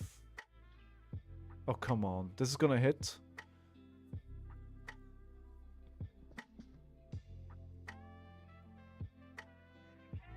So, but I think we can let this hit anyway. It's not going to mess with my hand.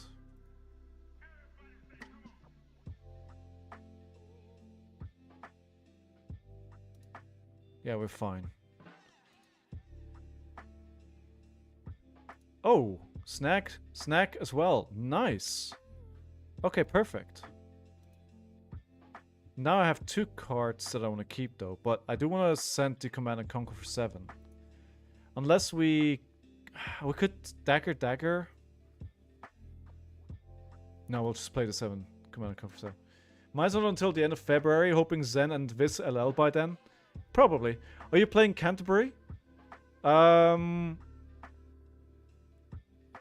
Canterbury is Dice and Destiny, right? Yes, I am.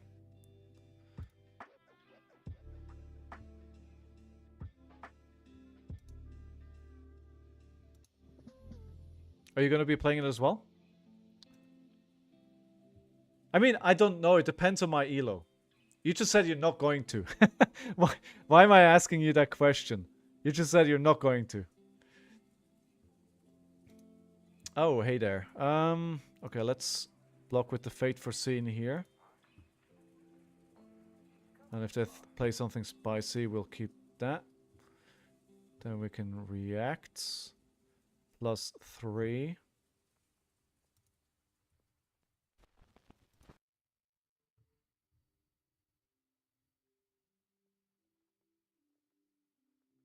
The Slither is to go again, right? Yeah.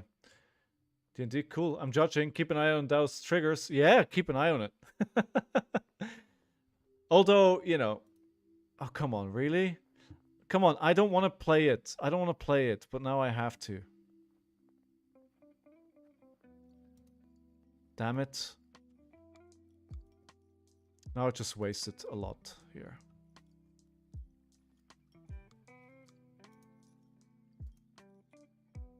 But I really wanted to keep this hand. Really, I mean, was it worth protecting? Probably not. Just a 5. Wait for them to use it first? True. They didn't actually use it yet. Ah, that's a good point. That's a good point.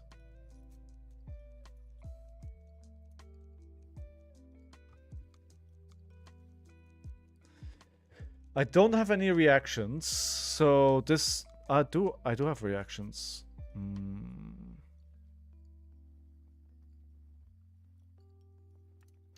We are not gonna need our whole hand here. Oh, come on. I hate Siren's Call so much.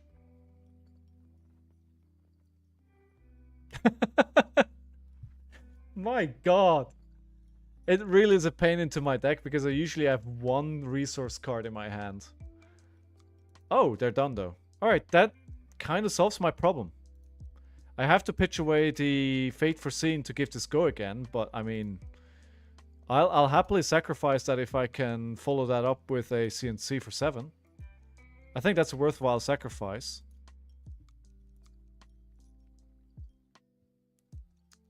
I'm actually bringing my dog to Dice and Destiny because my partner is not here at then, so... And because it's pretty far away, I can't just go and come back anytime, right? So I'm bringing the dog, which will be interesting. Ideally, honestly, I don't have to play and I'm already qualified. So ideally, I qualify at Bad Moon Cafe on next Saturday. Ideally, but that might be a bit of a challenge. Okay, 11 to 30. So we're doing okay so far. I wonder if they're suddenly... Okay, so if this hits, dagger, deal 1 damage.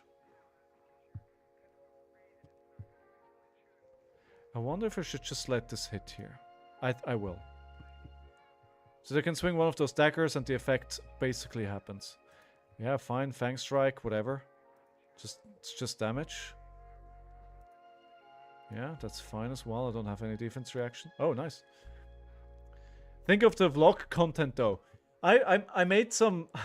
I filmed some footage this weekend as well, and I just don't have the time to actually put the video up. Big sadness. It's hard being a content creator. I mean, I could have not streamed today and do that instead, but that... No, I'm here. I'm streaming with you guys. Streaming is always going to be my first priority. And then whatever other content I make is second priority. Like, that's... The other content that I create is the content that I make once I've streamed. Right? That's where my priorities are. I feel your pain somehow. I managed to record and edit my Hysis hype video at lunch today. Wow. That's some quick editing. That's some quick editing.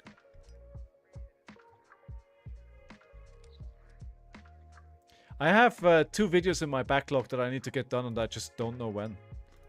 I just don't have the time. Okay, so I see you. When this hits, alright, let's not let it hit then. I think 7 should be okay. So far we're fine. Don't really want this card right now. Well, now I feel stupid. Oh no, Venomous Bite. Well,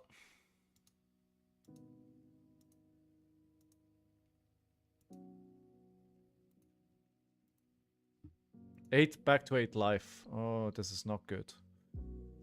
I mean, I made no edit, just changed the auto compression. Fair. Fair. I guess the biggest time consumption is just uploading the thing, recording it. I mean, recording takes time as well, right? You need to think about the content. You need to think about what you're saying. I don't know how much preparation you put into before you record, like for your script and everything, but everything takes time.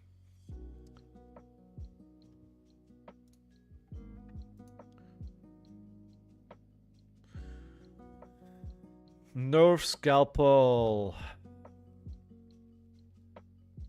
Mask is never gonna hit anyway, right?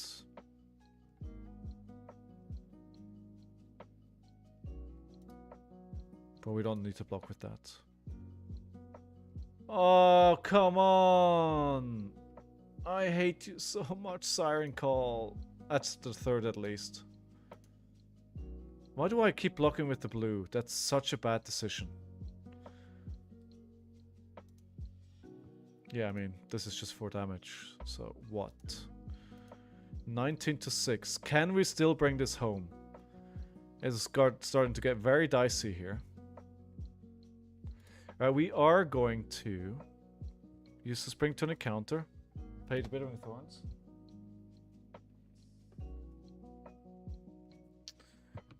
Four. Then maybe break the Pouncing Paws.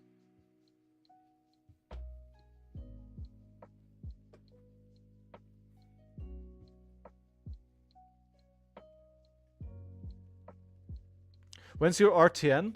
I have one every weekend for the next 3 weeks. And maybe... Actually, no, I can't make the second one that I was planning on the other weekend. Good luck, thank you, thank you. How about yourself? Do I play Dagger here? I don't think so.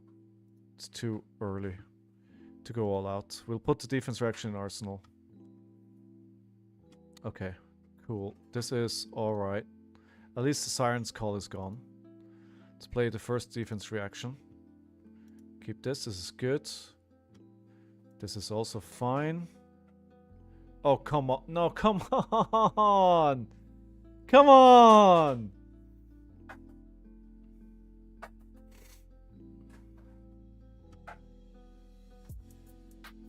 Okay, we're gonna keep this in hand then. I'm gonna take more damage, but we're gonna keep one resource card like this. Because if I block with that all you got here, then he takes the blue, right? So, don't want that happening. Like this we can at least go for 7. Oh, only this weekend? How do you feel about it, Yuto? Are you feeling confident? We could go double Kodachi into Torrent. This is lethal. Actually, let's go white here. Let's use the pause. Go +1 here on this one. Yeah, just don't want the card games to happen otherwise. Should be good enough.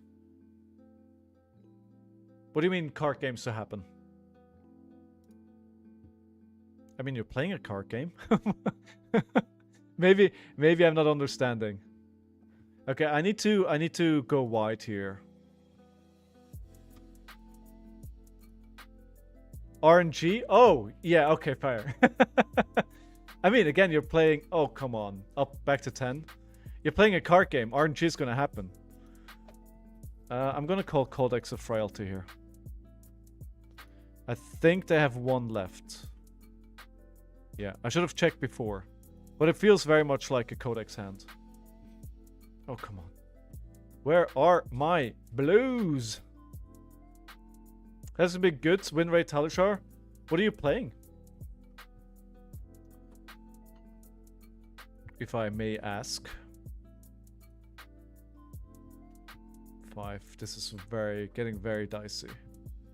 6.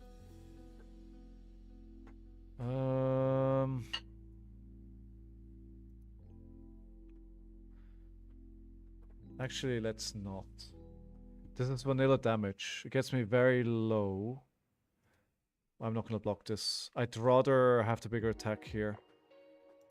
The question is, what did I draw into? Okay, cool, good.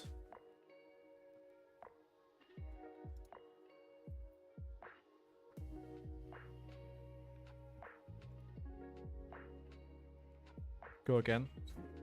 This is already lethal. So we're just going for 11 damage here. Azalea? Oh, Yuto. Spicy. I wish you the best of luck. I'm very keen to hear how it went. Azalea is a spicy pick. I like it.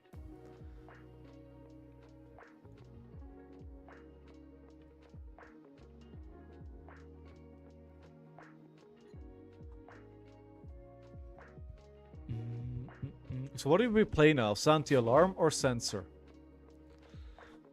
I feel like Sensor, if we pick the right card to call, it destroys the turn. But the likelihood that I pick the right card is lower than if I play Santi Alarm, that they have a reaction, I just get a defense reaction in hand. I've been one-tricking that deck since the very beginning, even before release. Oh, really? I mean, if you're that... Yuto is the Azalea master? Ooh. Alright. Sensor most deck is in the graveyard. What do we call then? That's high praise from somebody like Sigma. I mean, they're probably gonna block it out, honestly. Yeah, there we go.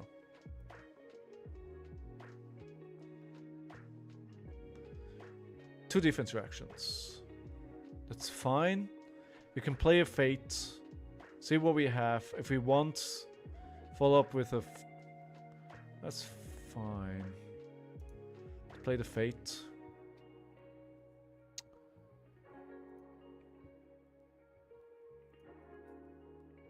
They're gonna take a card from my hand, right?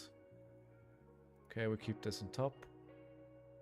No, they're not triggering. Oh.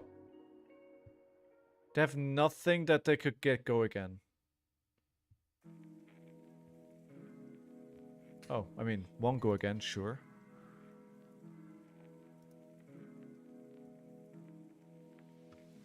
Yeah, it's spicy. It's not lethal though. It's spicy.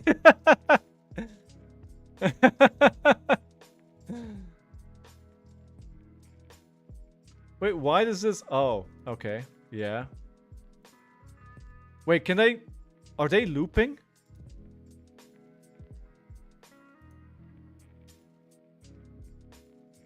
Oh, wow. This is pretty good. I'll give him that. That is pretty good. Oh. Oh, God. Oh, God! What is happening?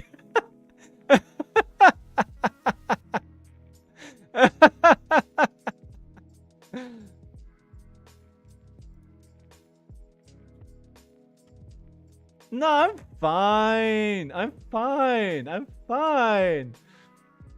I'm fine. I survived. I don't see an issue here. I don't see no issue at all. Nothing happened here.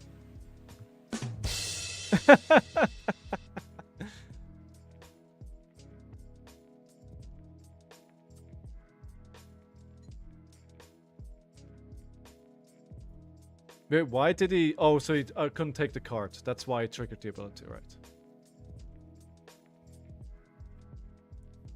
Me messing up? Never. Never. Ew, yikes forever.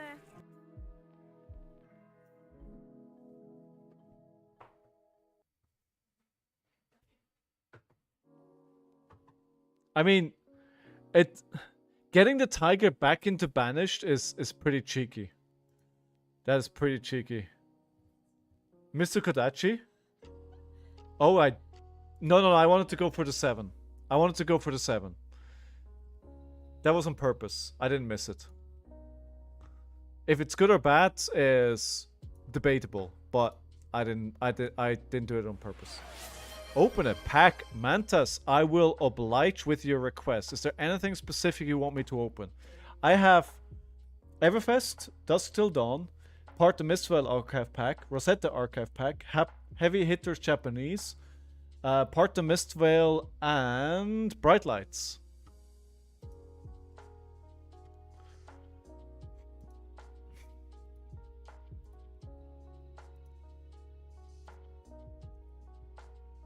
Your choice, my friend.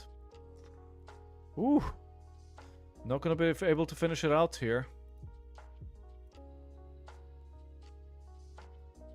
This might actually... Yeah, this should be something better.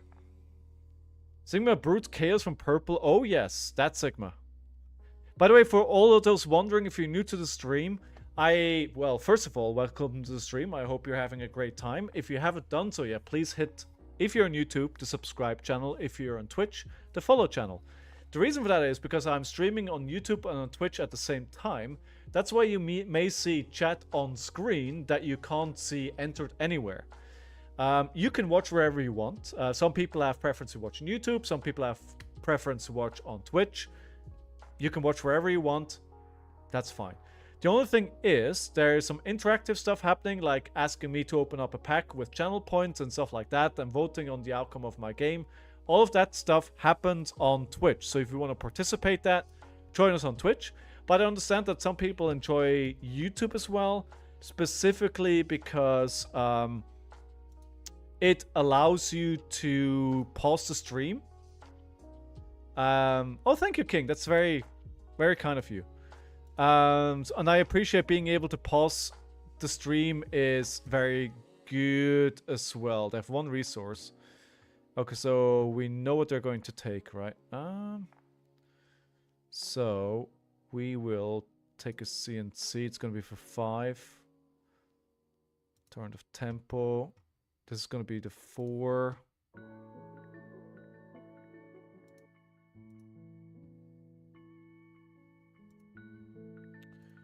So actually, let's block like this for 4. So we got him Kodachi locked, but we have a frailty. Okay, so in that case, we are still going to do that. So this is going to be for 6 again. Everfest, will do. You can forget, I can block with the helm. I can. The question is if I want to.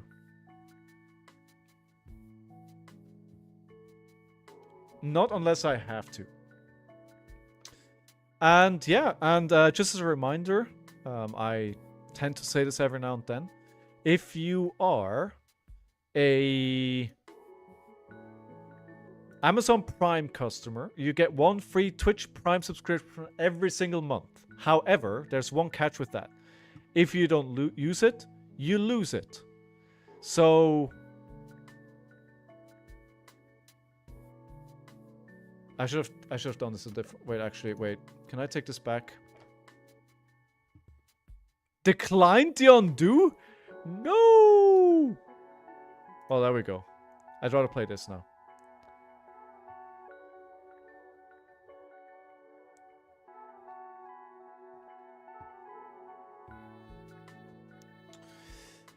So yeah, because if you lose your Twitch Prime subscription, it's just gone.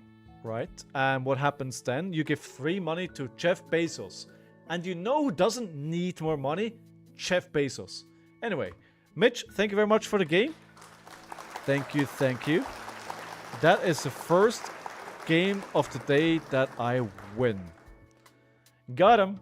Got him. Even though that spicy turn there with the 5 cards I played from my banish zone into me. Oh, well played, Mitch. Thank you, thank you. So I can win games, apparently. Cool. All right, we're going over here to the pack opening area, where I've been asked to open up a pack of Everfest.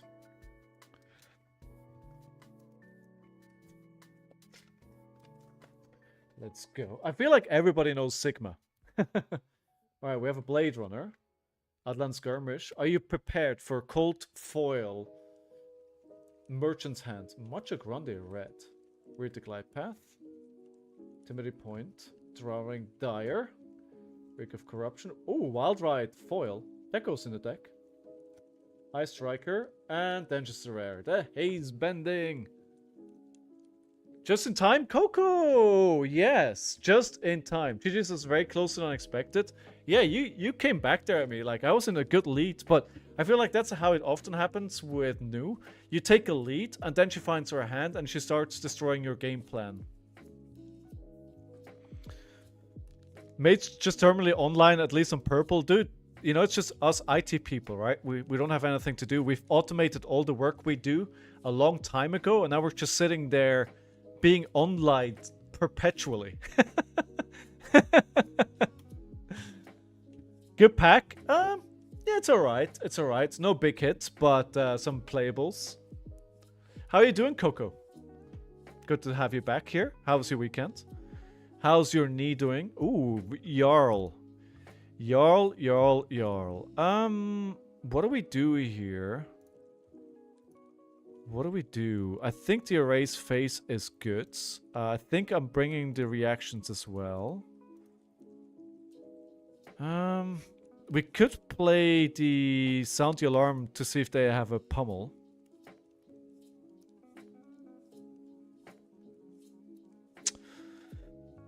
Weakest link, not so much. Humble. Yeah, let's fill up with Humble. Had an awful, eventful morning. Knee's doing good. Thanks. Ooh. Humble? Alright, I'll bring 3 then. It may fatigue me as well. Oh, actually, this may be fatigue. Let's bring the weakest link just because it's a 6 attack 3 block. They could try and fatigue me here. It could be CYB. Oh, this is a fatigue deck. Okay. You're not the lazy dog, Sigma? Oh, shots fired. Why are my streams therapeutical? Weakest link, good into CYB. Oh, did I bring the gravekeeping? I hope I brought the gravekeeping. Did I take the gravekeeping? Oh, I keep forgetting. CYB gravekeeping is really good. Oh, I hope I didn't make that mistake again. Police showing up at my door at 10 AM wasn't on my bingo card? Yeah. Wow. Why? What happened? Ah, damn it. I forgot. The gravekeeping would have been really good. Skipped gravekeeping? Damn. Damn. I made the same mistake last time. Felling of the Crown, Seeds of Tomorrow. Yeah, that's a big mistake. Oh, gravekeeping is so good into CYB.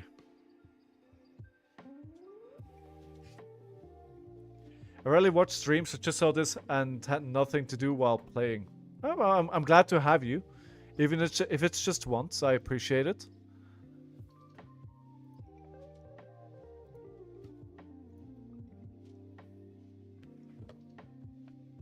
My partner's trying to feed my dog.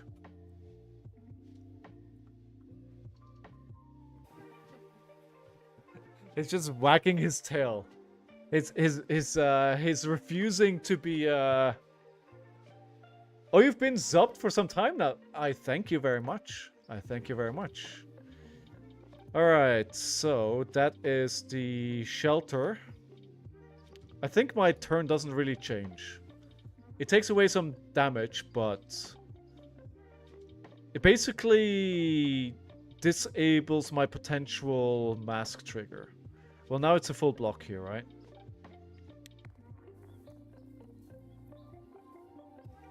Frozen to death. So it's very unlikely that they have a pummel on this hand. So I'm going to play the weakest link. I need to be very careful with my... Yeah, they're full on fatigue. Crap. Should have brought the gravekeeping.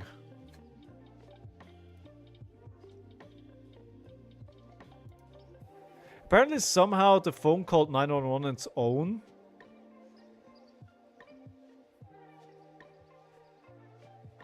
Okay, that's quite the story. That's quite the story, Coco. Oh wow, yeah, I can see how that was not on your bingo card this morning. Okay, I feel like I'm gonna lose this. Yeah, the first County Blessings has been played. I should have brought the gravekeeping. I think not having the gravekeeping is gonna cost me the game. Me as well. Your big app green boy. Coco, thank you so much for the resubscription. Thank you, thank you. Actually, let's not do that. We'll block with the Warmongers. Thank you! 9 months, thank you so much. Your support is very much appreciated.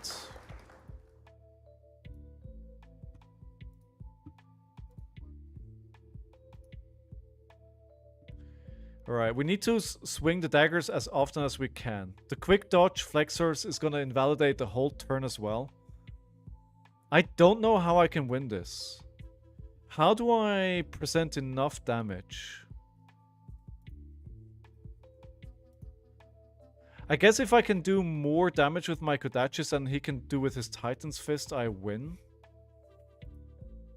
It's gonna be really, really rough. We got really close last time. Rootbound Carapace. Okay, Towering Titan. Destroy Towering Titan. Next card and attack action card you play this turn. It's just gonna be a CNC here, right?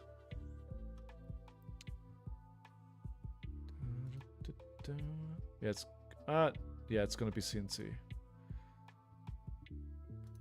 I mean, just using this for 3 block, that's good. That's value lost.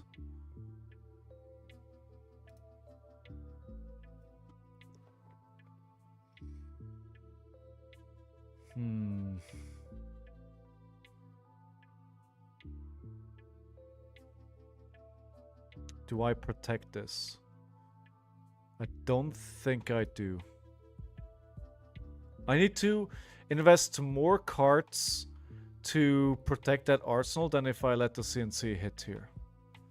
This way I only lose 1 card. If I try and block that, I lose 2 cards from hand, plus I need to block with the pouncing key. Dude, Shelter's so good. Like, that just kills 3 turns by itself. Yeah, I don't see I can win this. Oh, also I got the sleeves last week. Oh! Glad you got them.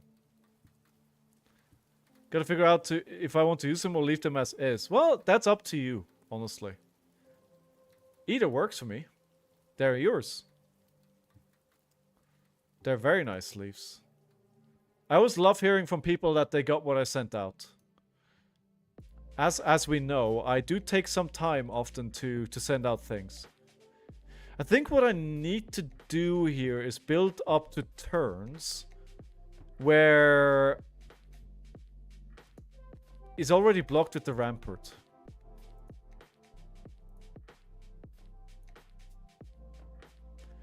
Terrasunder.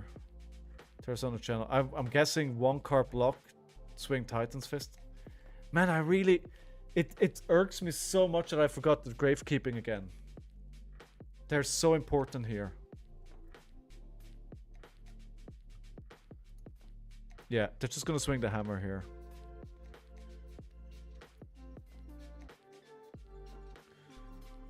Do we have a target for looking for scrap? We do. Okay, we're just gonna block the flick flags. I think the saving grace may be here that I do have a lot of 0 for 4 defense reactions. So theoretically, it is possible that I can do...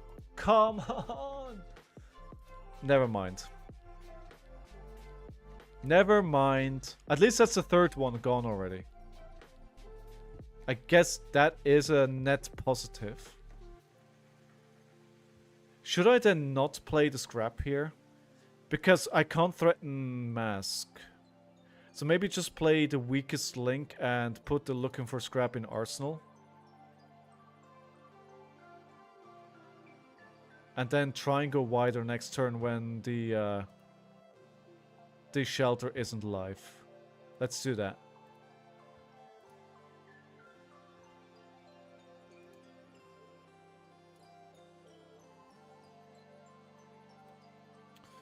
Okay, I see it as a personal challenge to see if we can actually manage this here. All red, okay. Sink below, sinking a red. Hoping for a blue. Nope. Okay, Sag.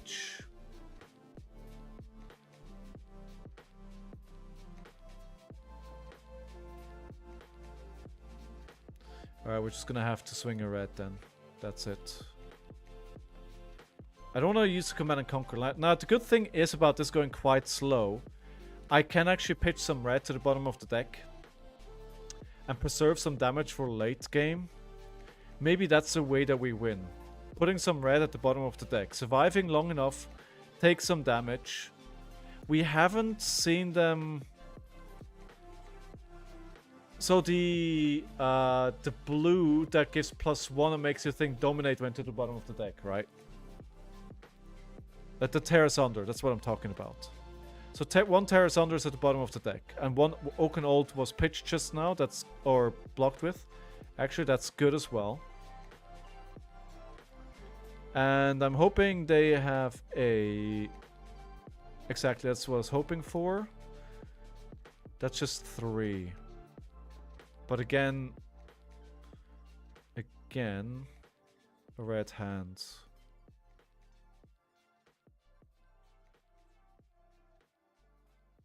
We could go Bittering Thorns, E-Strike.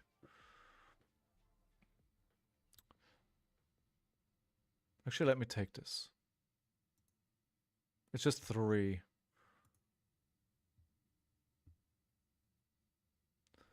One... Bearing Thorns, E-Strike.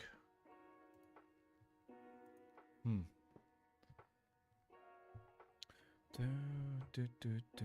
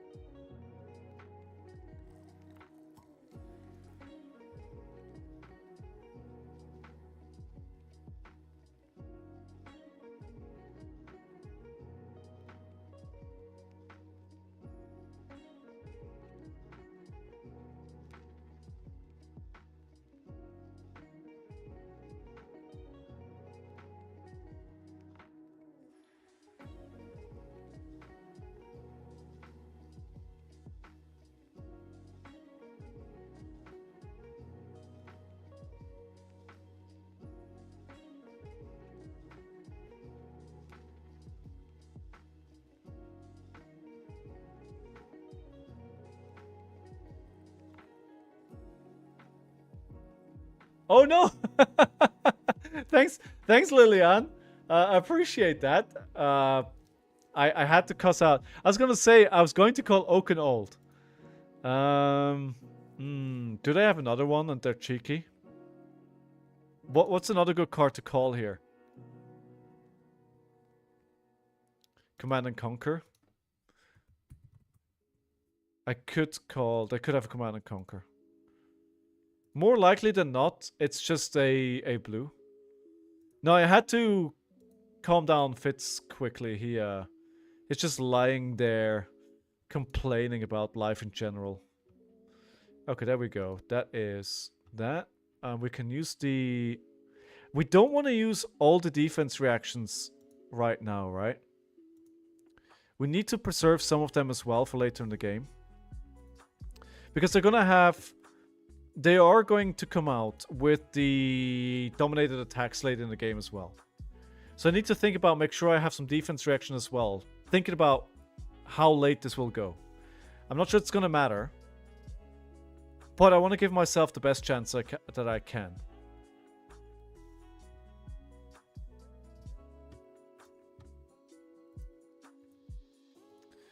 Rampart is annoying.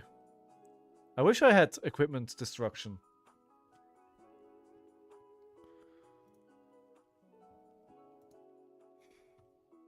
If I can get a card of the Harmless Kodachi, that would be really nice.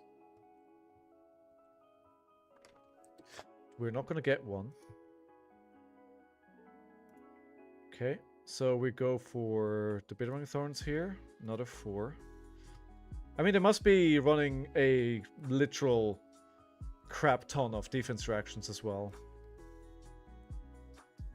I mean, they're at least running 3 sinks.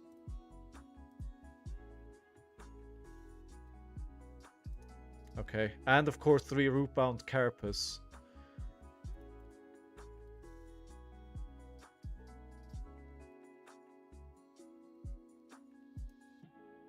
Yeah, that's pretty good as well. Alright, let's turn off your hero ability here.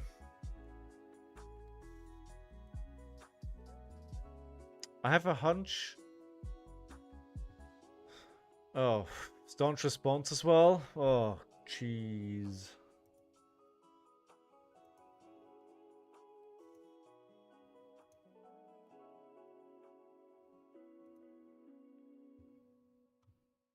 Riveting gameplay, isn't it? Riveting gameplay. Let's block for 3. Then attack with Kodachi for 1. And we're sending that all you got to the bottom as well. Again, defense reactions. Hey Matt, how are you? Matagon, everyone. Congratulations to your RtN win, dude. Round of applause for you. Congrats, congrats. Well done. Alright, CNC's for 7.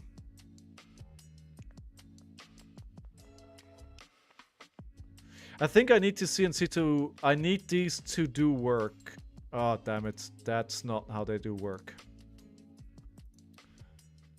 I was thinking I need to hit the defense reactions in Arsenal, but we're not getting them.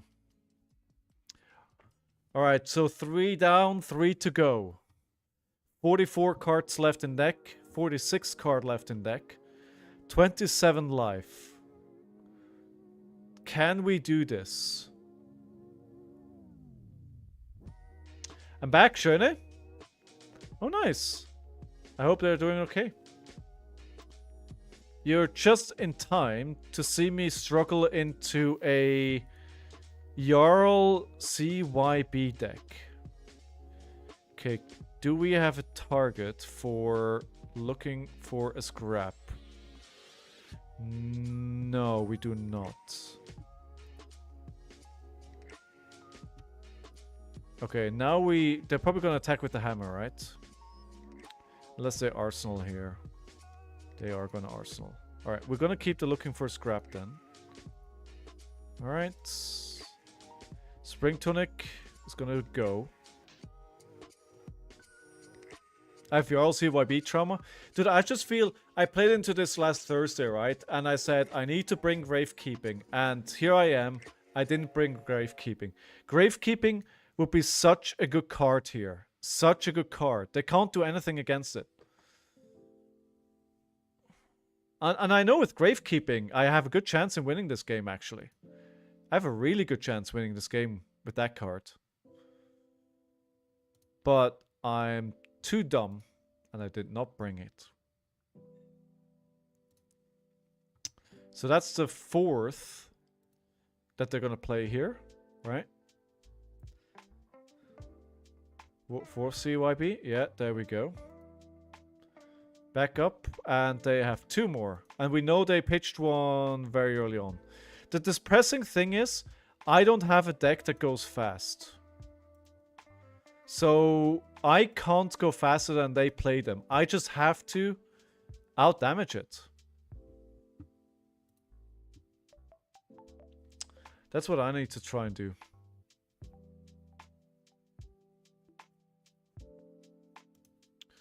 Let's get a target for looking for scrap. Okay. Dagger. We have the tunic resource. Yeah, honestly, it's not fun playing into this kind of deck. It's really, really not fun.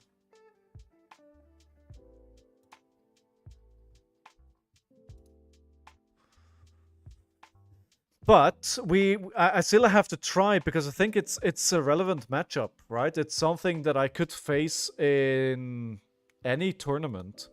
So just going to be like, just rage quitting and say like, I don't play into this doesn't work because we could see this. So yeah. Which RtN are you doing next? BMC. Matt, you're not playing anymore, right? You're qualified, so you're dropping. Tell me you're dropping. Stay home.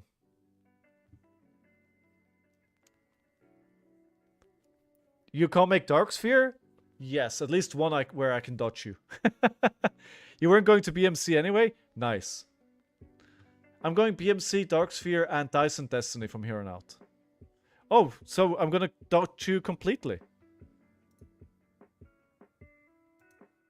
I'm just playing this for 5 more damage here.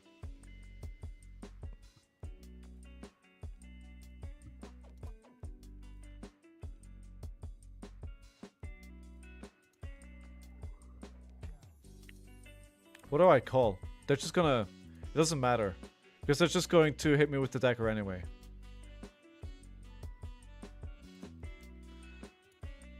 Okay, we're almost...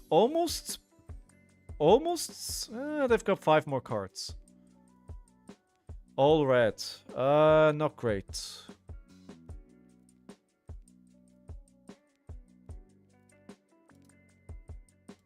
Let's do dagger. Maybe we just do dagger. Arsenal pass. I really like Dice Saloon, honestly. It's 15-20 minutes further away. It's a nice place to play.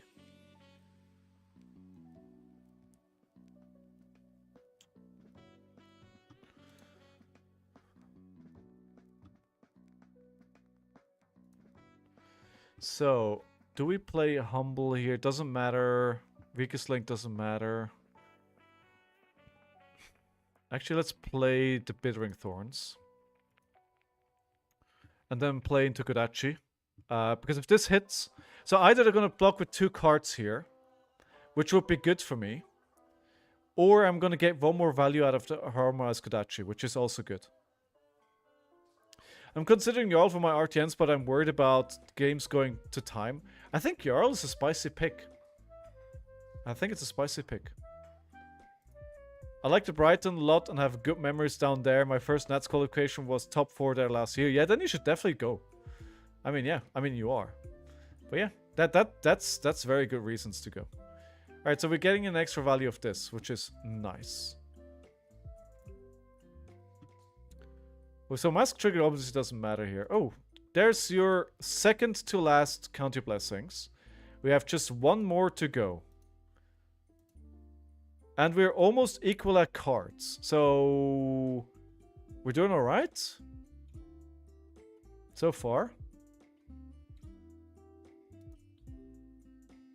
Well, goodbye equipment. That's okay. I can pay through this. You have to optimize your lines of play so you don't take long to play. Yeah, you basically you can't be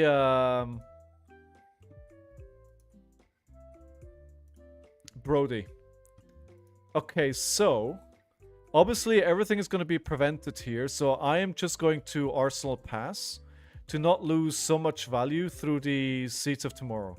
Because if I continue playing this turn, I'm just going to lose value, right? Some of my new games at Spellbound were Blind Rush. As in, you had to play really fast. I actually beat the new this weekend, which I'm pretty proud of, I have to say.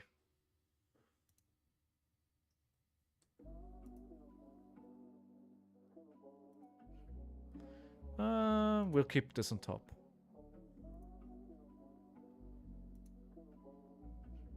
I think if I can get them to use their last is very late. If I can get them almost to the same life that I have with the same card, I mean, we're pretty close here to being on even terms.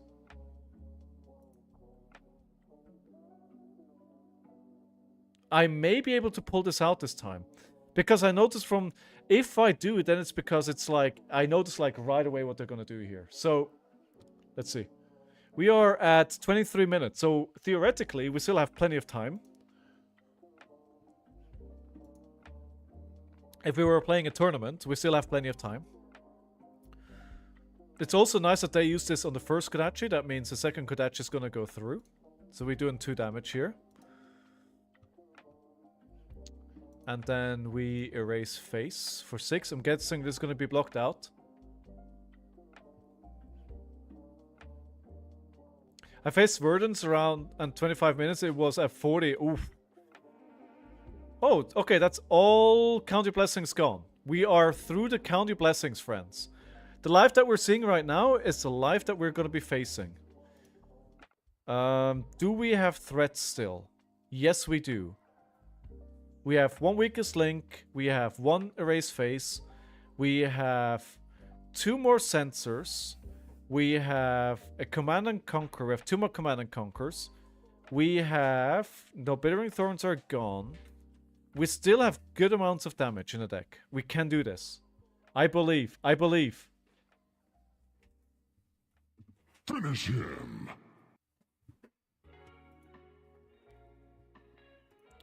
We're only 10 life down. 1 sensor? Yes, I have 1 sensor. Wait, 1 sensor? No, I have 2, right? Oh, yes, 1 sensor. Okay. 2 humbles, though. Yeah, we still have some stuff. We still have some... We have all Easter eggs still. And I'm actually... So I'm not tempted to play it this turn. I'm just going to play the sync, and I'm going to sync it. Keep this for late game. Ooh, this is a spicy turn. I lost the value there, but that's okay. Famous last words. Do we have a target for looking for a scrap? No. No targets. Okay. Hey, Rob, how you doing? Got us on? Hello, shop. Hello, shop. Okay. Did you play an RtN, Rob?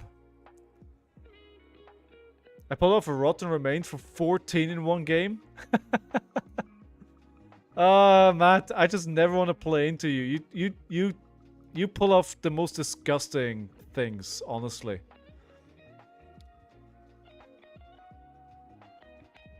You always seem to be pulling out those very, very, very disgusting turns. Been really busy here, not currently playing or plan on. Job takes a lot of my time. Ah, fair enough. Sometimes life just happens, right? Again, sending the looking for scrap. They're keeping a 5-card hand, which worries me. But maybe, actually, they have to command and conquer still as well, right? They could have a pummel command and conquer here. 3 Oaken Old gone. That gives me somewhat of confidence here. 2 commands and conquers gone. And I think this is posing a difficult question here. Still cooking Reiner though? Why? I heard CYB Reiner is good now. I heard CYB Reiner is where it is. I heard rumors.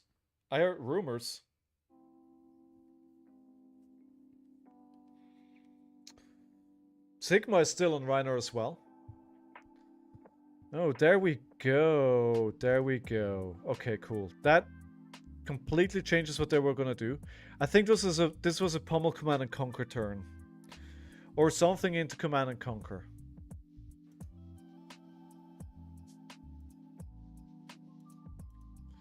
I'm excited to be in Bassett Bard video with the win this season. Dude, yeah.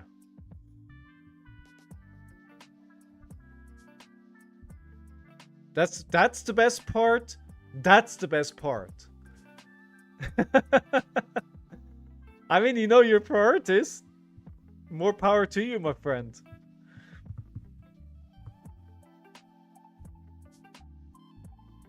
So I'm 32 cards in my deck. So they got 34. 34, 35, 36, 37. I have 32, 33, 34, 35, 36, 37. Oh, truce. I mean, it's a 2 for 3. I guess. I mean, it's a card draw and 3 life. Okay, if they're playing all truces, I need to adjust my expectations once again. Stop. No CYB Reiner. Dude, I hear it's good. The Fellings are going to the bottom, right? So we need to take note of that as well. The Fellings are going to the bottom.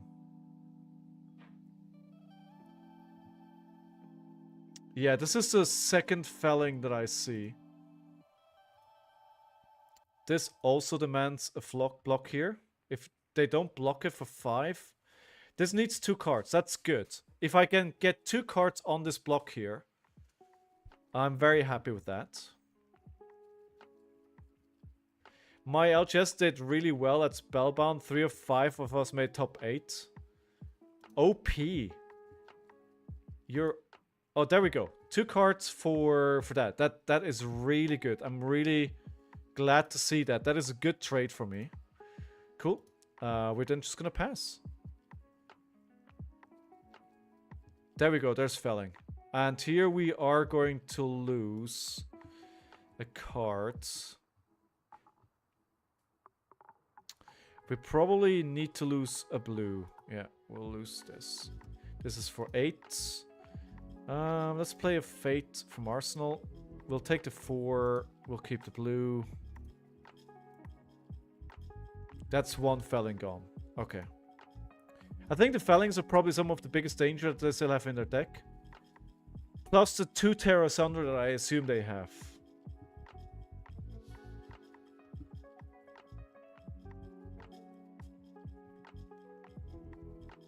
I mean, if I played into you every week, Matt, and I wouldn't tilt every time, I would be better as well. He already used all CYB? Yep. CYBs are all gone. Which is giving me hope.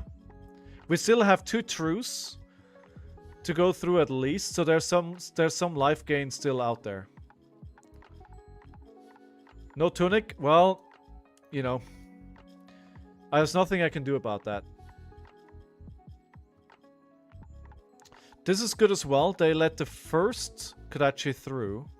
They're not letting the second one through. Do I play the Torrent of Tempo here?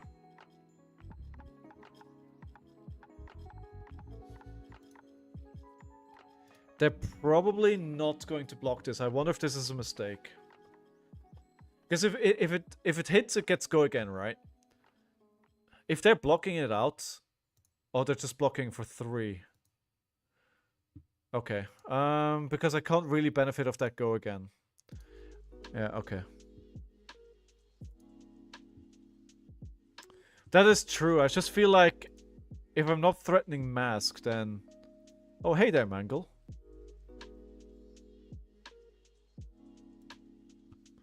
Okay, we're blocking for 3 and the Fate Foreseen. Bottom. Blocking for 7, taking 1. Alright. Let's go for 1 again. 10 life difference. It's not that bad.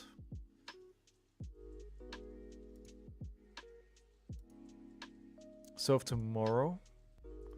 Okay.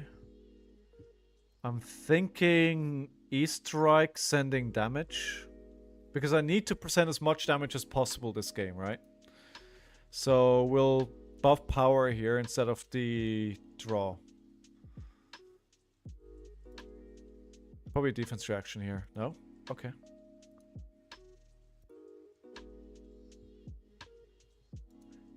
Another felling. That's the second felling. And we know they sent 1 to the bottom. So we are already second cycle. Because I saw them... Yeah, we're gonna give them 2 cards on this. Which is painful. It puts me... These put me very low. Like this, I was able to maintain damage or life total for quite a while. But these are hitting me hard right now.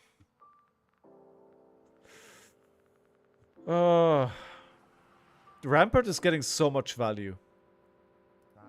Rampart is just strictly... It's just insane. So much prevention. This is favorable? Maybe. But it's very, very... You need to play it very carefully. Like, I don't feel favored at the moment.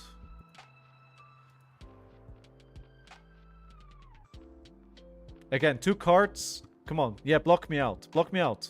Lose your cards. You love to see it.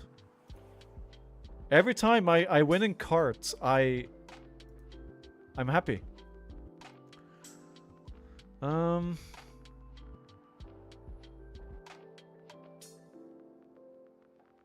Flick Flack send E-Strike for 7, Arsenal Command and Conquer. Yeah. Gotta try and fatigue here. Winning on cards is big. Yeah, I'm worried about some big attacks with Dominate that he has for later in the game. Alright, we go for 7. Buff power.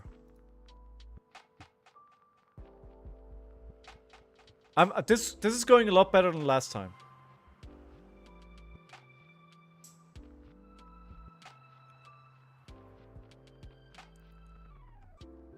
And they still have to quick dodge Flexors though, right? So there's going to be a whole turn which is going to be invalidated. Okay, so the Remembrance, also the Remembrance is remember the Remembrance. That's 3 more cards that they have in the deck that we haven't seen yet.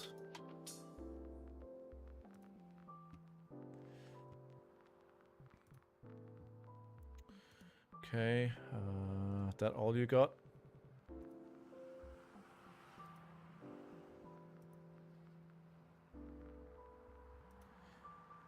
Alright, back to my normal pattern, just Kodachi for 1.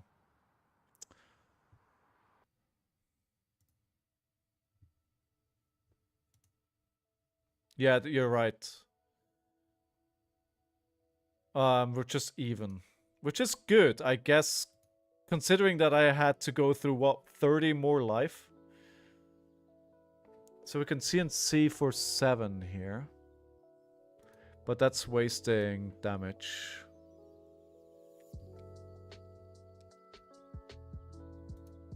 Fruits of the Forest being used to block. And now I can censor. Actually, I'm gonna Command and Conquer. This is probably gonna get me another 2 cards. Oh, they have 2 Remembrance? That's sick, puppy. That sick puppy. 2 remembrance? No, come on.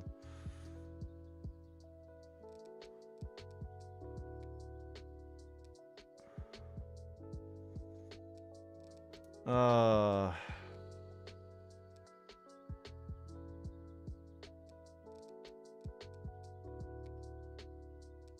mean, honestly, if they play a remembrance here and then block with 2 cards, that evens it back out again, right?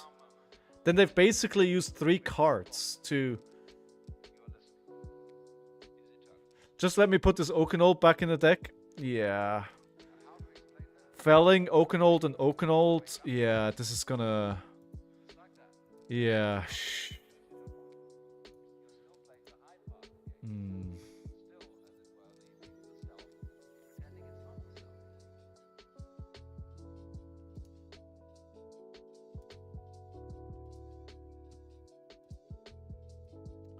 Well, now they've got more cards again.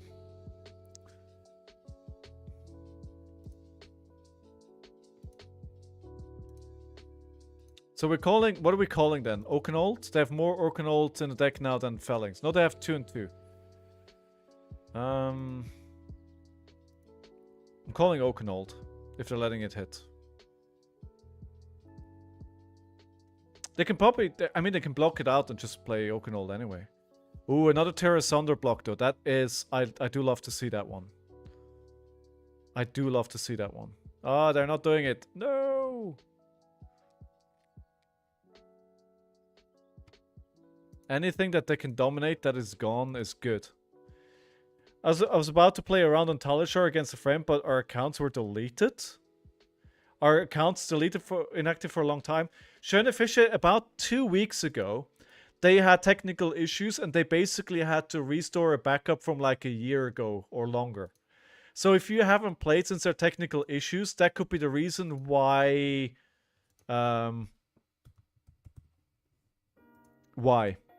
That could be the reason why.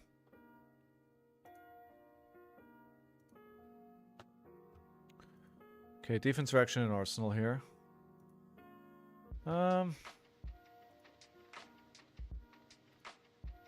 Don't think I should be using these defense reactions here, but I also want to keep a high on life, right?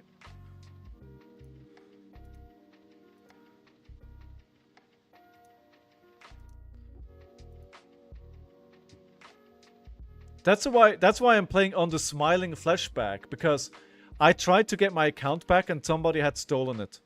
Or at least I couldn't create an account under ScowlingFleshBag. I should write them and see if I can get the account back, actually. So...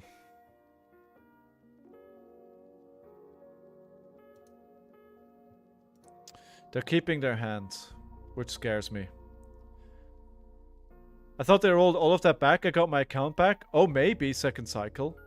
I need to check. I think they didn't. I have to check. I thought my account was gone. Maybe I'm wrong. Oh, Oakenold block. That means they have an Oakenold in hand, right? That's how it works. They wouldn't block with an Oakenold if they don't have an Oakenold. Wait, 2 Oakenolds? How old is the original ScowlingFleshBag account? I found a backup from a couple years back. I would say it's... Well, I started streaming in December 2023. And I think I basically created the account as soon as I started streaming. You got your account back, Lillian. Okay. Can't take damage here. Actually, let me take this back. Can we roll this back? Thank you, sir. We're gonna block with the defense reaction.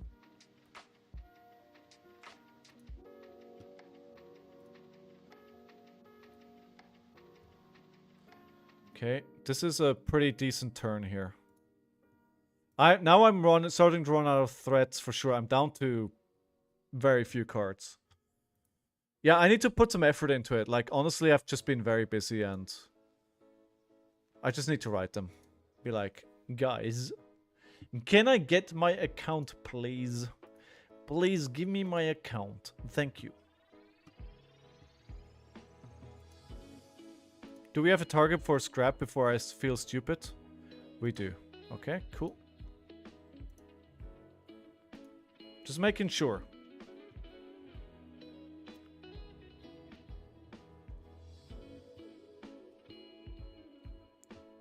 I don't have much left.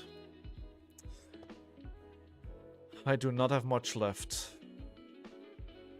And I still have the flexors up. So that's basically a whole turn of mine, just nothing. Especially if I end up in a situation where I have to block with a blue.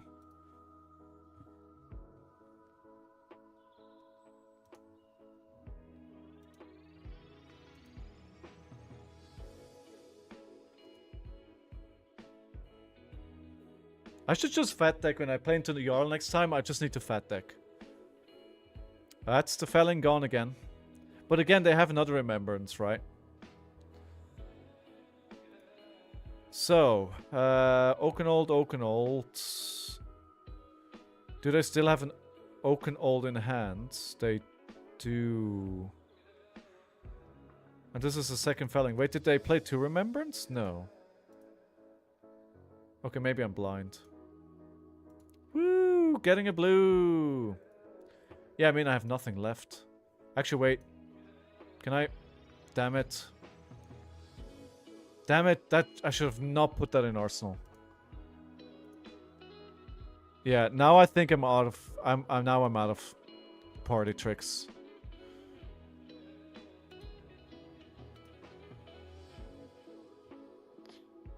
They pitched one? Yeah, I know. I think I'm out of reds now.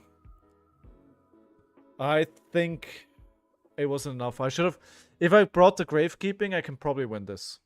But I didn't bring the gravekeeping, so yeah.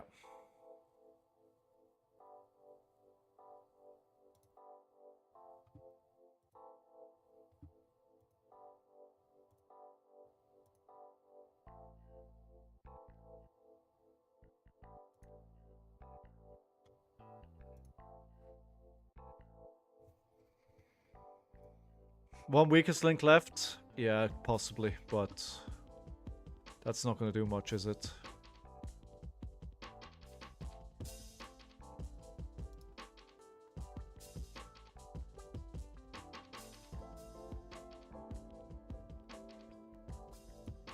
I mean, I'm just going to waste their boots here. Why attack for 1 when it's going to get blocked anyway? Hello, Oakenold, my old friend. And they still have a remembrance, right? This is gonna be...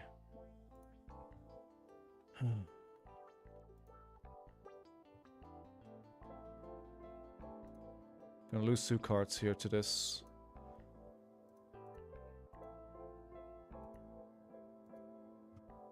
I think the biggest downside of that is just losing the cards.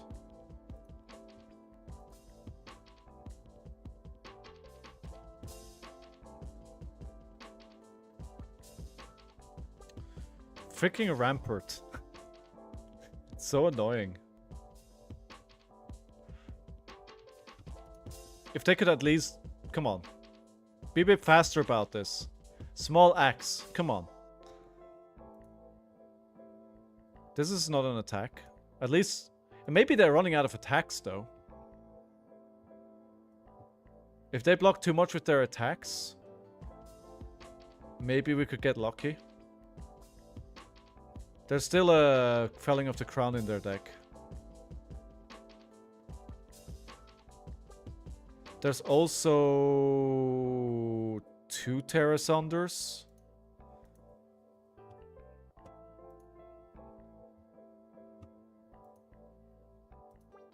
That's not good. I think they're going to get me with a big dominated attack.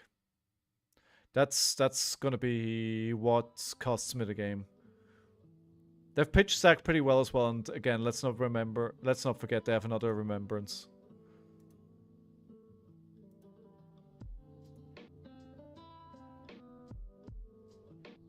I fought valiantly. Oh, there we go. There's the Terra Sunder. I mean, that's fine. We can We can, and we need to block like this. But that's, you know, that's what we have to block for in the equipment. Oh, come on! Fucking remembrance. Ah!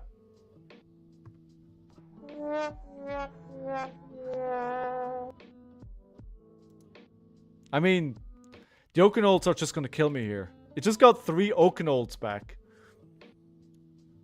Alright, that all you got is the last defense reaction that I have. So I think we can live through the first one. It would be funny if they pitch the wrong cards and they can't actually...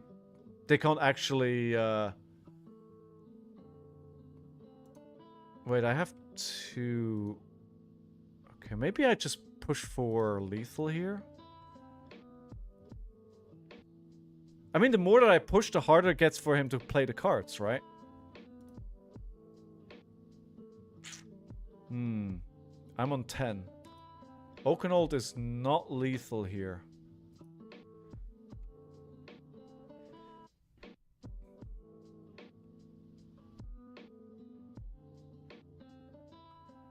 Probably Oakenold in Arsenal here.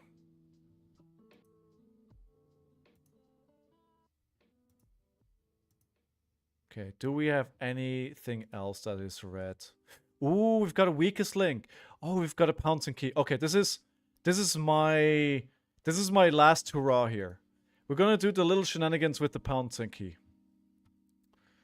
Where we break the boots, get a tiger, give the pouncing key go again. You know, it may get them to block to a point where... Well, they need to block.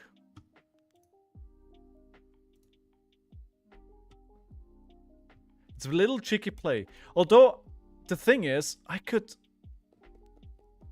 If I time it, I could play it with the... I've never timed it together with the aspect of Tiger Mind. I think I need to be better about playing those together. Any predictions for high seas? My prediction is that Pirate is not going to be a talent and it's not going to be a class.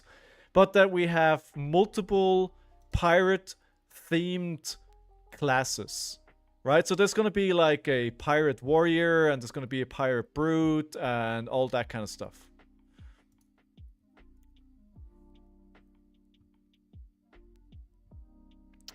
Right. Hey James, thank you very much for the resubscription, my friend. Thank you. Thank you, thank you.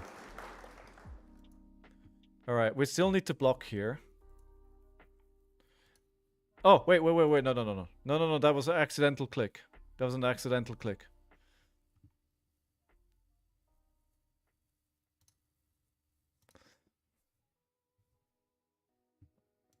Captain Riptide.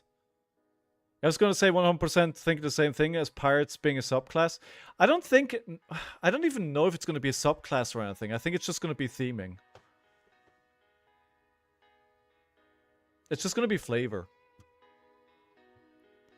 I've comboed the two together, it doesn't do much.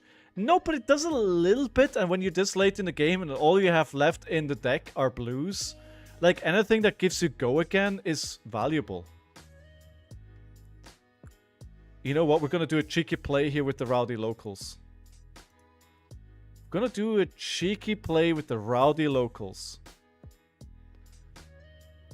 If it hits, you discard a card. Those rowdy locals. And now you need to give me 2 cards. Well, no, but... Maybe something because that leak back in the day talked about green stripe card. No, that was confirmed to be a hoax. No? I'm pretty sure that was confirmed to be a hoax. I think it will be theming similar to Heavy Hitters. It was a Gladiator set with no one talent. I tend to agree that they're gonna do something like that. I want a crap brute. Crap man brute. Oh, Oakenold going to the bottom. So why did I Arsenal that? That was such huge. That is such a huge mistake.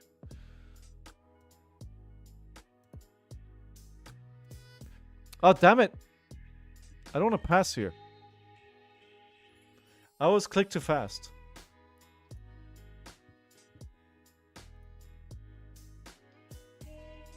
I want a character with a one-handed sword and a pistol offhand. Oh, that'd be so cool.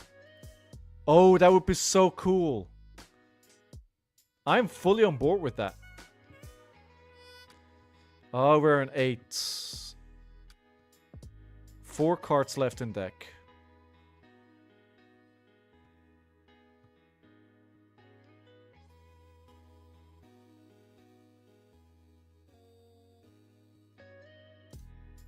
Oakenall going to the bottom again.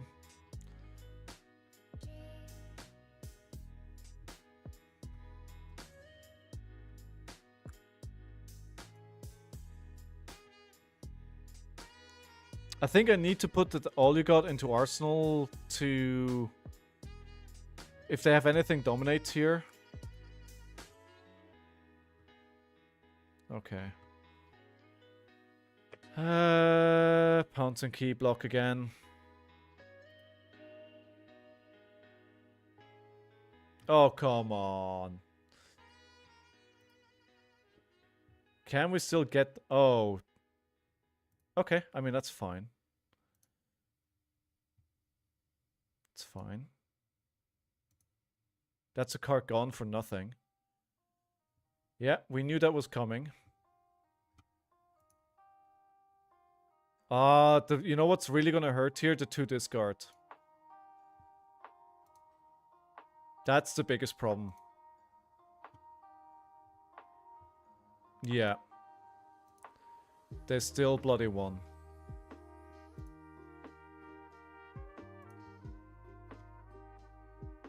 They're probably gonna get me now with another Terrasunder here. Oh no, they're blocking with the Terrasunder. They've pitch sacked Terrasunder with the Oakenall, yeah. But they're blocking with the Terrasunder now. But I don't think it matters. Oh, okay. I didn't realize they had another one.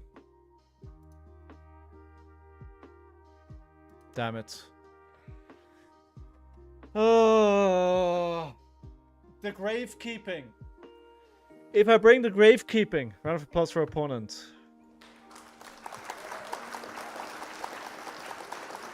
The Gravekeeping. The Gravekeeping changes this game. The Gravekeeping allows me to win this game.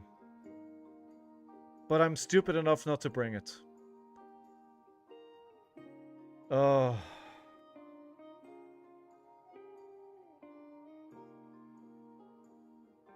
No, that's frustrating. If I can just take some life out of that CYB gain, then it's a completely different game. But anyway, you know, we know what the problem is. It's not like I lost the game and I don't know what the problem is. It's much more of a problem if you lose a game and you don't know why or where. It's like, small axe. Small axe. Don't get me wrong. With all due respect. Fuck your deck.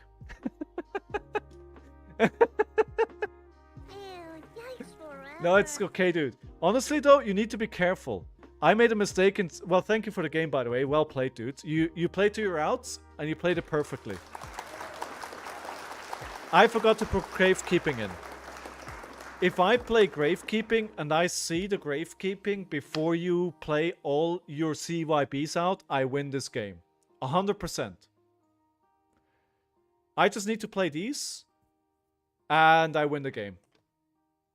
If I see all 3 before you play the CYBs, you lose so much value through those, and you just feel sad. That list was actually the BH winner of Barcelona. Oh, really?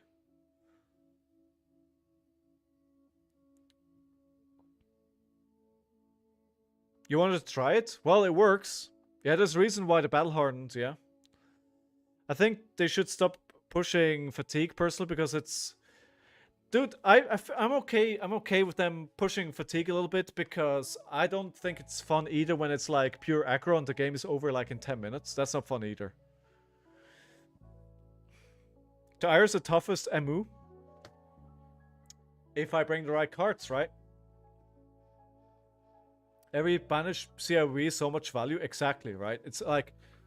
Yeah, you lose so much. And the whole strategy falls apart then. If you don't get that life gain, the whole strategy falls apart. Obviously, Oaken Olds on Remembrance is very, very good still, and you need to be careful. You need to stay on life, but yeah. Alright, everyone. It is 16 minutes past the hour. It was tons of fun again today. Great chat today. Thank you very much, everyone, for participating both on YouTube and on Twitch. If you haven't followed or subscribed yet, then please do so if you enjoyed it. I will be back tomorrow. I need to continue practicing this deck for the foreseeable future, as I have an RtN coming up this weekend. So we will be playing this. I do want to do some more draft with you guys. I want to play other decks. But my goal for this year is to qualify for Nationals. So I just need to know this deck and the matchups inside and out. So tomorrow I'll be back, same place, same time. I hope to see you then. If I don't, and you have an RtN or something coming up, then good luck for that. If you find any The Hunted, I hope you open up the Hotness. But yeah, I hope to see you again tomorrow. Thanks everyone for playing the games today. Mitch and Small, appreciate it. And yeah, everybody else, welcome to the stream if you're new. Thanks for being here. Thank you for all the subscriptions as well today. And hopefully I will see you tomorrow. Until then, no matter where in the world you are, take care of yourself and somebody else if you can. Until then, bye-bye, everyone.